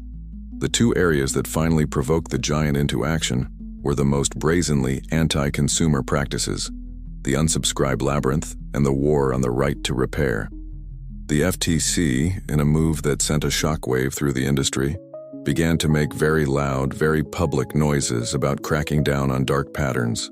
They started floating proposals for a simple, beautiful, common-sense rule. If you can sign up for a service online in a few easy clicks, you must be able to cancel it in the exact same way. They called it the click-to-cancel provision. This was a direct declaration of war on the business model of monetizing consumer exhaustion. It was a targeted strike against the entire corporate strategy of making the exit door impossible to find. The days of being forced to call a retention agent to cancel a newspaper subscription you signed up for with a single tap might be numbered. Simultaneously, the right to repair movement, once a fringe cause, started gaining serious political traction. Lawmakers in states like New York, California, and Colorado, spurred on by a tidal wave of public support, began introducing and passing landmark legislation. These laws mandated that manufacturers make parts, diagnostic tools, and repair manuals available to both consumers and independent repair shops. At the federal level, President Biden issued a sweeping executive order encouraging the FTC to draft new rules to eliminate anti-competitive repair restrictions. The practice of parts pairing, of software locking a device to kill independent repair, was officially in the crosshairs. The government was slowly, painstakingly beginning to legislate the idea of ownership back into existence. Of course, the corporate world did not take this lying down. They deployed their armies of lobbyists to argue that these regulations would stifle innovation, compromise user security, and destroy the delicate ecosystems they had so carefully built. A corporate lobbyist, standing in a beige government office holding a tray of muffins, speaking in a smooth, reassuring tone. We just want to open a dialogue about these proposed regulations. We see our customer retention process not as an obstacle, but as an opportunity for re-engagement. A government regulator, a weary-looking figure in an ill-fitting suit, ignoring the muffins and staring at a 6-inch thick binder labeled Complaints AC. An opportunity? I'm reading a sworn affidavit from a 78-year-old man who says he had to solve 3 riddles and sacrifice a goat to cancel his gym membership. That's not re-engagement. That's a mythological quest. Corporate lobbyist. We believe in giving consumers a chance to reconsider, to remind them of the value they receive. A simple cancel button is a rather blunt instrument. Government regulator. It's a beautiful instrument. It's the most pro-consumer instrument I've ever heard of. The proposed rule is simple. If sign-up takes 2 clicks, cancellation has to take 2 clicks. End of story. Corporate lobbyist. The smile becomes strained. Such a mandate would have a chilling effect on the dynamic and competitive subscription marketplace. Government regulator. You know what else has a chilling effect? The 10,000 emails I have from farmers whose tractors are dead in a field because of your client's proprietary diagnostic software. And we're looking at a bill that says if you sell a tractor, you have to sell the laptop that fixes the tractor to anyone who wants to buy it. Corporate lobbyist. But the intellectual property, the trade secrets. Government regulator. The nap is over. The coffee is brewing. Tell your clients to lawyer up. Or, and this is a crazy idea, they could just go back to making products that people can actually own and repair. Your choice. Now here's the crucial meta-commentary. The awakening of the regulators is a massive victory for consumers, but it is not a silver bullet. Government moves at the speed of bureaucracy, while technology moves at the speed of light. For every dark pattern the FTC manages to make illegal, A team of 100 highly paid UX designers will invent 3 new, more subtle ones that exist in a legal gray area. It is a perpetual slow-motion game of whack-a-mole. The fact that regulators had to get involved at all is a damning indictment of the industry. It means the problem became so pervasive, so predatory, and so fundamentally unfair that the free market couldn't or wouldn't correct itself. This was the system failing, and while the wheels of government were slowly beginning to turn, another, much faster and more powerful court was already in session, the court of public opinion. While the slow, grinding gears of government were just beginning to turn, a much faster, more chaotic, and infinitely more entertaining court was already handing down its verdict. The court of public opinion, presided over by the ruthless judges of the internet, and their judgment was delivered not in legal briefs but in a tidal wave of memes, viral takedowns, and withering sarcasm. The corporate giants, so used to controlling the narrative with multi-million-dollar ad campaigns, had completely underestimated the raw, anarchic power of a global community united in mockery. The poster child for this public humiliation was, of course, BMW. The heated seat subscription was so perfectly, exquisitely stupid that it became an instant cultural touchstone. It was the ultimate shorthand for late-stage capitalist absurdity. Late-night talk show hosts built entire monologues around it. Tech journalists wrote scathing editorials. And on Twitter, Reddit, and TikTok, the idea was roasted into oblivion. People made parody videos of trying to subscribe to their turn signals. They created memes of BMW drivers shivering in their cars, their credit cards having been declined. The story went far beyond the nerdy confines of the tech and auto worlds. It became a mainstream punchline. BMW wasn't just seen as greedy, it was seen as comically out of touch. And a funny thing happens when a luxury brand, whose entire identity is built on prestige and desirability, becomes a global laughingstock. Their carefully crafted image begins to crumble. The backlash was so intense, so sustained, and so damaging to the brand that the unthinkable happened. The corporation blinked. In a series of quiet, slightly embarrassed-sounding announcements, BMW began to walk it back. They clarified that in markets like the United States and the United Kingdom, places where the outrage had been the loudest, they would not be moving forward with subscriptions for hardware features like heated seats. They didn't admit it was a terrible idea, of course. They dressed it up in classic corporate PR speak about listening to customer feedback. Toyota, after getting similarly flambéed online for deactivating the remote start button on their key fobs, also performed a quiet, awkward reversal. They clarified that the feature would in fact continue to work even without a paid subscription. These weren't changes of heart. These were panicked damage control operations. These companies didn't suddenly grow a conscience. They simply realized that the small amount of high-margin recurring revenue they hoped to generate was not worth the catastrophic, multi-billion-dollar damage being done to their brand reputations. Let's imagine the emergency meeting at corporate headquarters where this decision was made. Personified dialogue.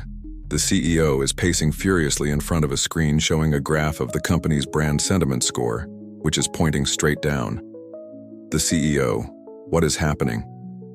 I was told the consumer would embrace the flexibility of a dynamic, service-oriented ownership paradigm. I was told the MRR would be glorious.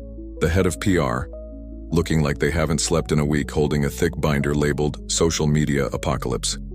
Sir, they are not embracing the flexibility.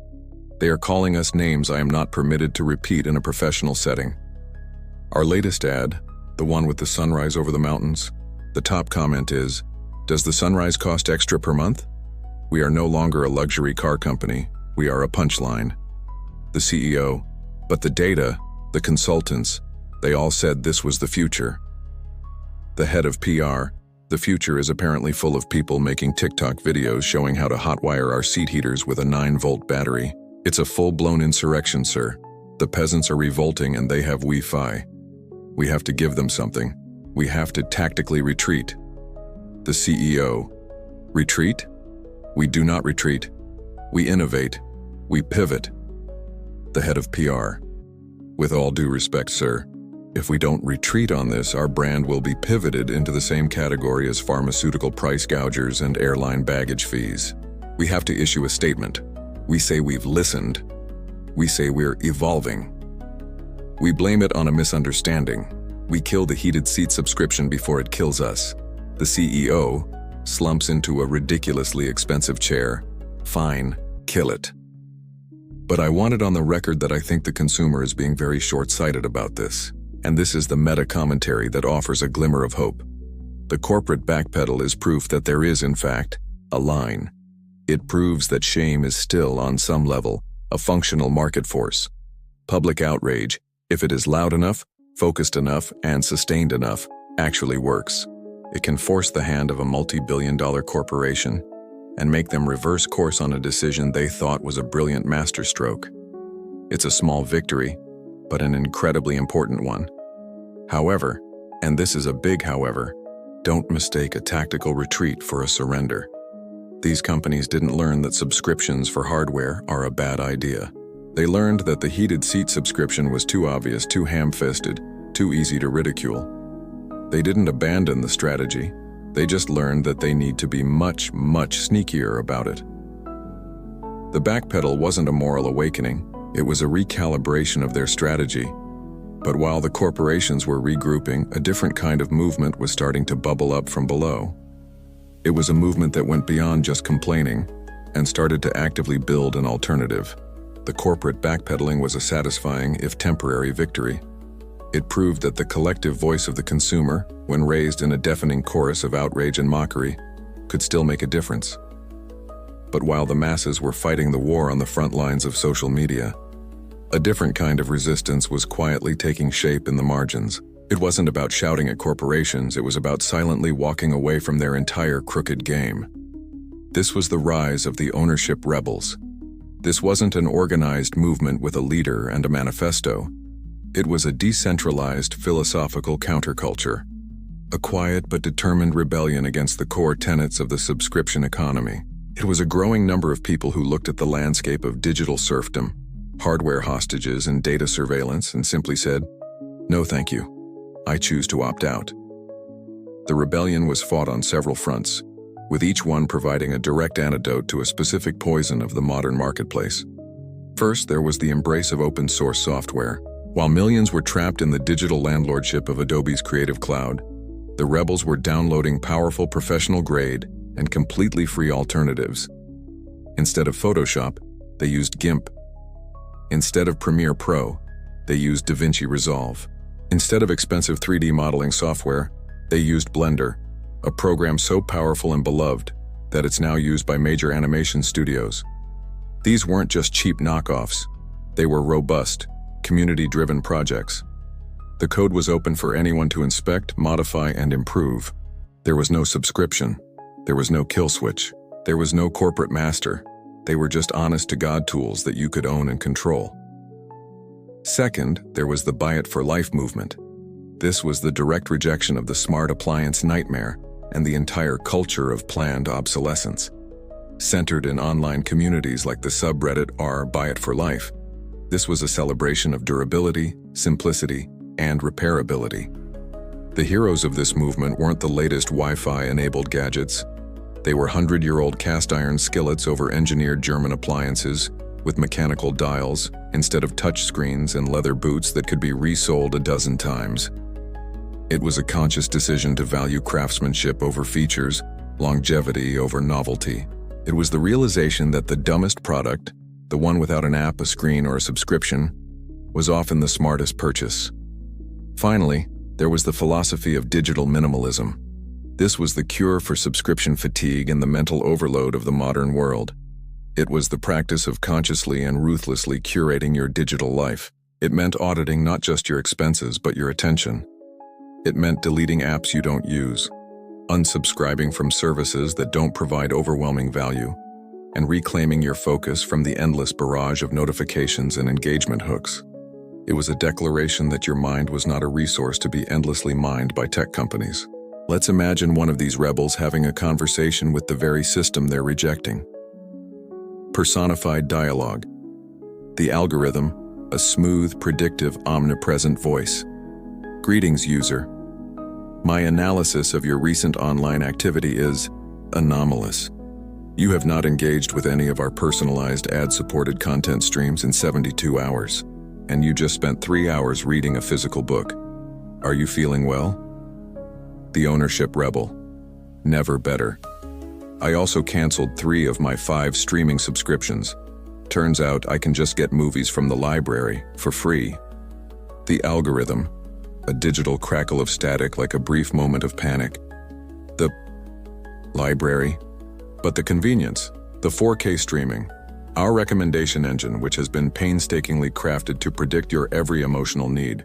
You are leaving a highly optimized content ecosystem for an inefficient, analog experience involving travel and due dates. The ownership rebel. Yeah, it's great. And see this laptop? I just wiped the standard operating system and installed Linux, a free open source OS. It doesn't spy on me or try to sell me anything. It just works. The algorithm.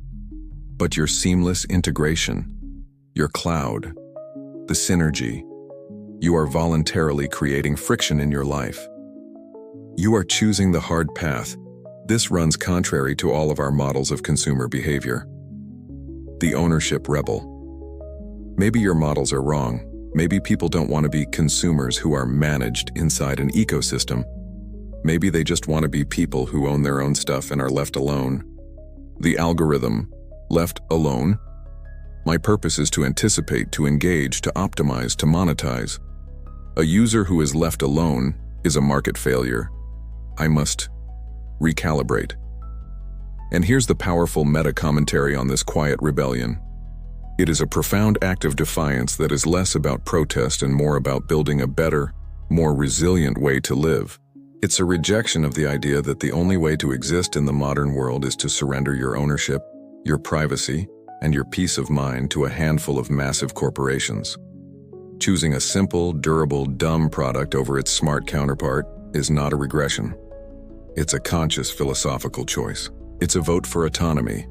It's a declaration that you are not a user to be managed, but a person to be respected. While this movement is still a minority, it's a potent and growing one. It's the creation of an alternative path. But as this rebellion gained steam, the corporations were already preparing their next move, looking to a powerful new technology to lure us all back into the fold. While the ownership rebels were quietly building their offline utopia of cast iron pans and open source software, the corporations they were fleeing were busy forging their ultimate weapon. They had seen the backlash.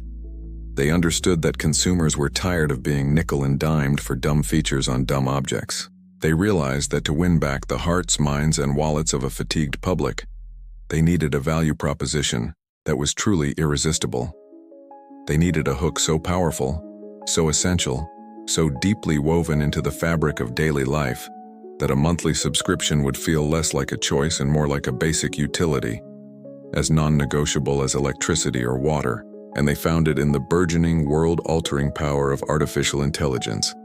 AI is the subscription economy's Hail Mary pass, and it's a perfect spiral heading straight for the end zone. The promise is intoxicating. Not just a better search engine or a chatbot that can write a college essay, but a true, proactive, personalized AI assistant, an entity that lives in your phone, your computer, your car, your earbud, that knows you, anticipates you, and manages the crushing complexity of modern life for you.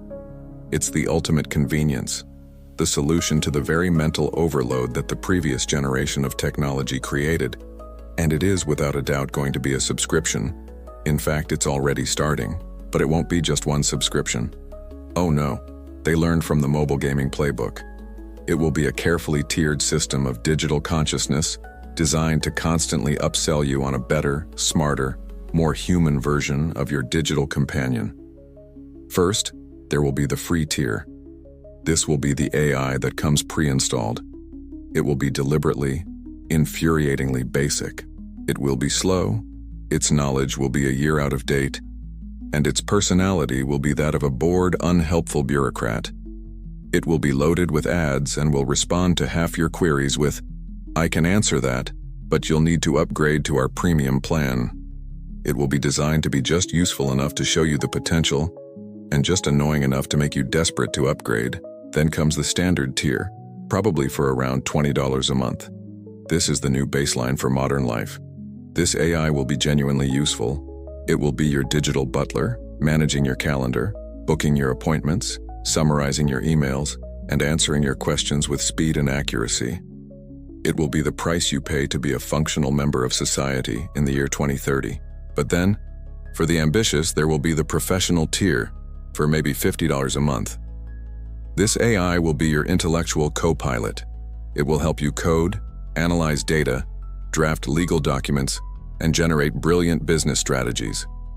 It will be the key to professional relevance, a cognitive steroid that you'll have to pay for to keep up in the workplace. And finally, there is the end game. The most brilliant and most terrifying tier of all, the Platinum Empathy tier, for a cool $99 a month. This is where they subscribe your soul. Personified dialogue, a sales pitch from the near future. The AI service provider, voice is impossibly warm, trustworthy, and intelligent.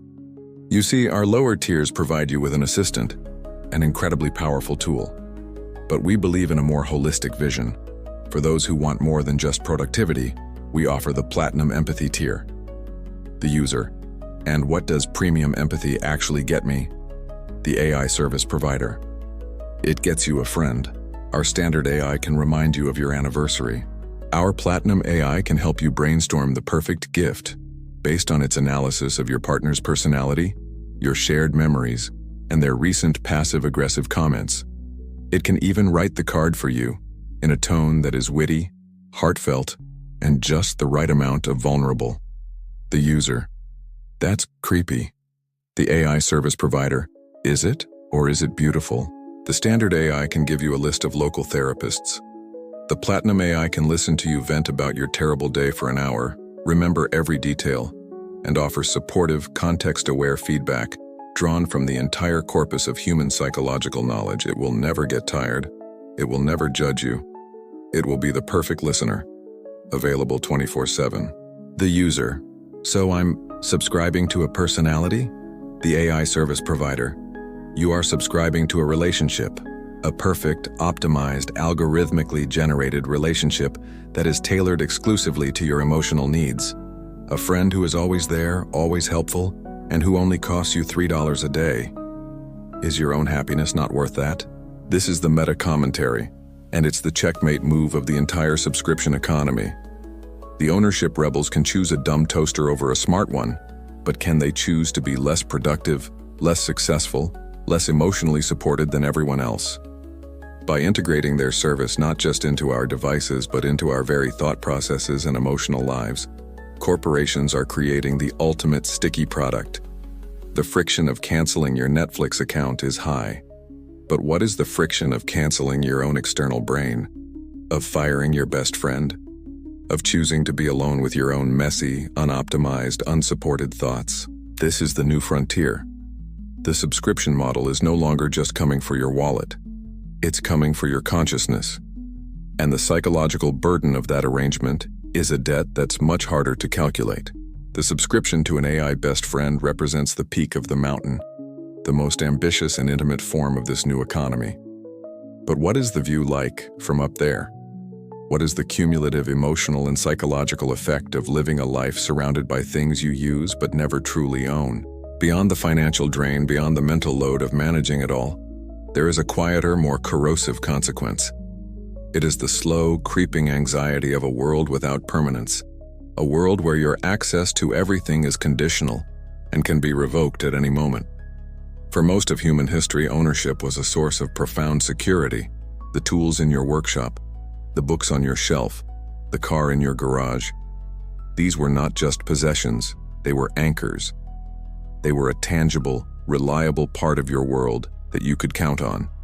They were yours. The subscription economy has systematically replaced that bedrock of security with a foundation of shifting sand. Every service you subscribe to, every piece of hardware that is tethered to the cloud, is a silent reminder of your own precarity.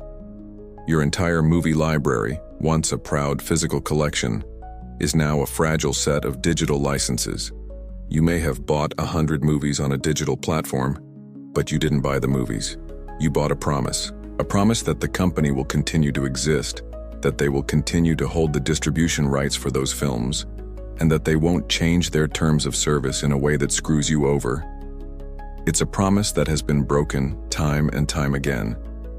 Your life's memories, your family photos and videos, are now stored on a cloud server owned by a trillion-dollar corporation.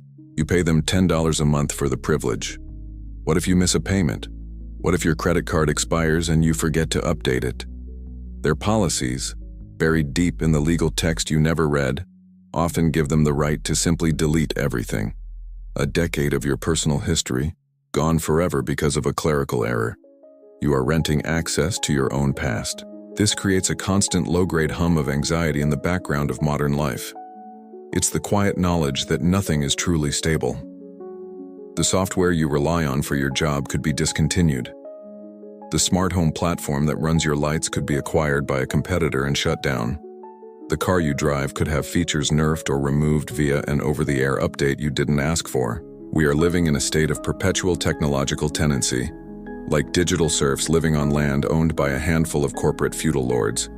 We can work the land, but we can never own it, and we can be evicted at any time, for any reason.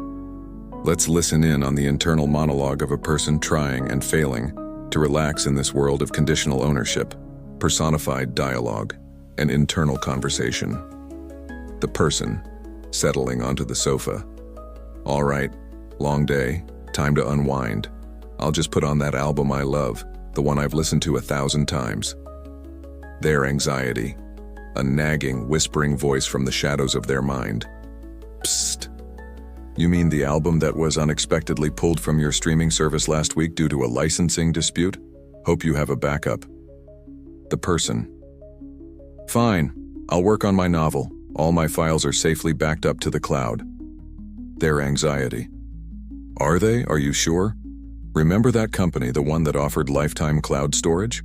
They went bankrupt last year and gave everyone 30 days to download their data before they shut the servers off forever. You are one press release away from digital oblivion. The person. You're being paranoid. These are huge, stable companies. Their anxiety. Are they? Everything feels stable until it isn't. You don't own the platform. You don't own the software. You don't own the data centers. You don't even own the operating system on the phone in your hand. You are a guest in a series of interconnected corporate environments, a guest who pays rent, and the landlord can change the rules, raise the rent, or tear down the building whenever they want. The person, feeling a tightness in their chest. So what am I supposed to do? Nothing is safe. Their anxiety. Exactly. The only thing you can do is keep paying. And hope. Hope they don't go out of business. Hope they don't get hacked. Hope they don't decide you violated Section 11, Subsection B, Paragraph 4 of a user agreement you never read. The feeling you're feeling right now? That constant low-level dread? That's the price of admission. This is the hidden psychological tax of the everything-as-a-service world. It's the erosion of our sense of autonomy, our sense of control, our sense of permanence. The marketers promised us a world of freedom and flexibility, a weightless world where we weren't burdened by the anchor of ownership, but what they delivered was a world of profound fragility, where we are perpetually dependent on the whims and the solvency of distant, faceless corporations. We traded the heavy, reassuring weight of ownership for the light, terrifying weightlessness of a life on loan. And for a growing number of people, that feeling of constant precarity was finally becoming unbearable. It was time to start cutting the cords. The constant low-grade anxiety of a life on loan, the financial pressure of 1,000 tiny cuts, the sheer soul-crushing exhaustion of it all led to a breaking point, a collective snap. It was the moment millions of individual consumers, sitting alone at their kitchen tables, all came to the same simultaneous conclusion. I am done. This was the beginning of the great unbundling. The subscription bubble, which had been inflating for over a decade, finally began to leak. The movement started not as a protest, but as a quiet, personal act of domestic triage. It was the mass adoption of the Marie Kondo philosophy, applied not to cluttered closets but to cluttered bank statements. People began to hold up each recurring charge, each $4.99, each $11.99, each $18.99, and ask that simple, devastating question: does this spark joy? And for an ever-increasing number of services, the answer was a resounding no. They didn't spark joy. They sparked resentment. They sparked the memory of a difficult cancellation call. They sparked the anxiety of another bill to pay. And so, with a newfound ruthlessness, people began to cancel. This was more than just the usual grumbling. This was a paradigm shift in consumer behavior. The cultural conversation, which for years had been about the next big thing to subscribe to, was now about the cathartic joy of unsubscribing. People bragged on social media about how much money they were saving. Financial advice columns were filled with tips on how to perform a subscription audit. It became a form of fiscal and mental self-care, a way to reclaim control in a world that felt increasingly out of control. For the corporations, this was a waking nightmare. They have a word for it: churn. Churn is the rate at which customers cancel their service, and it is the single most terrifying metric for any subscription-based business. And suddenly, churn rates across the entire economy began to spike. The predictable, stable, ever-climbing revenue streams they had sold to Wall Street suddenly looked a lot less predictable.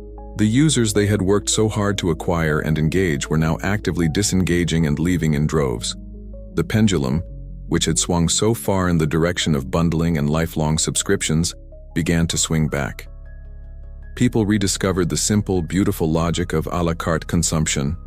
Instead of paying for 6 different streaming services to have everything available all the time, they'd subscribe to one and then just rent a specific movie from another service for a one-time fee of $5. They were choosing intention over access. This was the moment the consumer finally remembered they had leverage, and they started to use it, one cancellation at a time, often in a conversation that felt a lot like a long overdue breakup. Personified dialogue, the breakup. The streaming service, its logo appears on screen with a desperate-sounding ping. Wait, you clicked cancel membership. Is this a mistake? Did you mean to click explore our new content? We have a new show about sad detectives in a small town. Your algorithm says you love that. The consumer, calmly, with a mouse cursor hovering over the final confirmation button. It's not a mistake. We need to talk. This, us. It's just not working for me anymore. The streaming service. Not working, but I have everything. Critically acclaimed dramas, mindless reality shows. That one movie you kinda liked 6 years ago. I remember everything about you. I know you. The consumer. That's the problem. You cost $20 a month. You just raised your prices again. You started putting ads in everything and you canceled the one show I actually liked. The value just isn't there. I'm leaving you for the public library's free streaming service, and maybe I'll just read a book. The streaming service. Voice glitches with digital panic. A book? But it has no moving images. It doesn't autoplay the next chapter. Please, I can change. I can offer you a discount. 50% off for 6 months. Don't throw away all the viewing history we've built together. The consumer. It's too late. I've found someone else. It's called having an extra $20 in my pocket at the end of the month. And it's beautiful. Goodbye. Clicks. Confirm cancellation. And this is the hopeful meta-commentary on the whole affair. The great unbundling is the market's own immune system kicking in. It's a natural, healthy, and long overdue correction. The subscription industry, in its arrogant pursuit of infinite growth, overreached. They became lazy. They became predatory. They took a model that once offered incredible convenience and value and twisted it into a labyrinth of consumer-hostile traps. They forgot that the relationship was supposed to be a two-way street. The mass exodus of subscribers is a forceful reminder of that fact. It is forcing these companies to do something they haven't had to do in a long time: actually compete. They can no longer rely on trapping you. They have to earn your loyalty month after month with a product that is genuinely worth the price. The power dynamic, for the first time in this long saga, is beginning to shift back. The consumer is no longer a passive resource to be endlessly milked, but an active agent, armed with a cancel button and a healthy dose of skepticism. And this has led to a new, tense, and unresolved standoff. The great unbundling was not a declaration of total victory. but the beginning of a new, colder phase of the war. The consumer, now battle-hardened and deeply skeptical, had fought the corporation to a standstill. The result is the world we live in now, a tense, uneasy truce between two deeply distrustful parties. It is a permanent Cold War over recurring revenue, and the front line is your monthly bank statement. This is your wallet's last stand, not as a single glorious battle, but as a long, grinding, lifelong campaign of vigilance. The corporations, chastened by the backlash and terrified by the dreaded specter of churn, have not abandoned their subscription dreams. They have simply become smarter, sneakier, and more strategic. The most laughably egregious ideas, like the heated seat subscription, have been quietly shelved, not because they were wrong, but because they were bad PR. In their place, we see a more nuanced strategy. They now offer a dizzying array of tiers, including cheaper ad-supported options, designed to recapture the customers who fled because of high prices. They are masters of the new bundle, working with telecoms and credit card companies to weave their services into other bills, making them feel free and making them infinitely more complicated to cancel. They are strategically retreating from the silly stuff and doubling down on the services that create true, undeniable dependency. Cloud storage, security systems, and the next great frontier, AI. On the other side of the battlefield, the consumer has evolved. We are no longer the naive, wide-eyed optimist who celebrated the convenience of that first red Netflix envelope. We are cynical, savvy veterans of the subscription wars. We practice subscription hopping, signing up for a service to binge one show and then immediately canceling. We are the masters of the free trial, with calendar reminders set to cancel 23 hours before the first charge hits. We are engaged in a constant low-grade arms race with companies over password sharing, a form of collective digital disobedience. Brand loyalty is dead. Every service is on a permanent, month-to-month probation, constantly being judged on a brutal, unsentimental calculus of value versus cost. This new equilibrium is a tense negotiation, a constant back and forth between two opposing forces, playing out in a million tiny interactions every single day. Personified dialogue, the negotiation. A wary consumer sits across a table from a corporation in a sleek but slightly less confident suit. The corporation, clearing its throat, forcing a smile. So, it seems we got off on the wrong foot. It appears our vision for a fully monetized, service-oriented future was perhaps a bit premature. We've been listening. The consumer, arms crossed, raising an eyebrow. No, you haven't. You've been watching your churn rate spike and your stock price tank. Your listening is a survival instinct. What's the new pitch? The corporation, flexibility. We are now offering a basic ad-supported tier for a much lower price. You endure a few commercials for discount pharmaceuticals, and in exchange, you get access to our content. It's a compromise. The consumer. Fine, I'll try it. But I'm paying for it with a virtual single-use credit card number, and the moment the ad-to-content ratio gets out of whack, I'm gone. I have 3 other services I can hop to in an instant. You are not special. The corporation, visibly flinching. Of course, we appreciate your candor, and to show our renewed commitment to you, we're going to bundle our music service with your phone plan. A gift. The consumer. It's not a gift. It's a tactic to make your service stickier and harder to cancel. I'll accept your gift for the promotional period, and I have already set a calendar reminder with 3 separate alerts to cancel it the day before you can charge me for it. Don't think you're fooling anyone. The corporation. Right.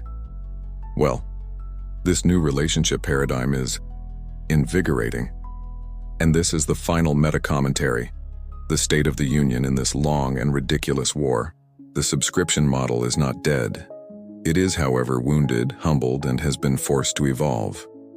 Its most cartoonishly evil ambitions have been beaten back by a combination of public mockery, economic reality, and the looming threat of regulation. The utopian promise of a simple, convenient, all-access world is gone forever, and in its place is a cynical but more honest truce. The companies will never stop trying to find new ways to lock us in and extract recurring revenue. They will always be testing the boundaries, pushing the envelope, and hoping we're not paying attention. And our job, as modern citizens, is to remain eternally vigilant, to be skeptical, to be ruthless with that cancel button, to remember that we collectively still hold the power. There is no final victory in this fight. There is only the endless, exhausting, and absolutely necessary last stand of a well-managed wallet. And so, the subscription economy, having flown too close to the sun on wings of heated seat wax, fell back to earth, bruised but not broken, leaving us all in a state of perpetual wary negotiation. The dream of owning nothing and being happy turned out to be a bit of a nightmare, but at least it's a nightmare we're all slowly waking up from. Obviously, this entire podcast is a wildly oversimplified, personified rant and should not be taken as financial advice. But I think we can all agree it was a hell of a lot more fun than reading a 90-page terms of service agreement. So what's the next modern mess that needs the fact check? Simplified treatment? Planned obsolescence? The gig economy? The algorithm that keeps showing you videos of people cleaning rugs? Let us know in the comments. And that's how that whole mess went down. Until next time, don't trust the algorithm.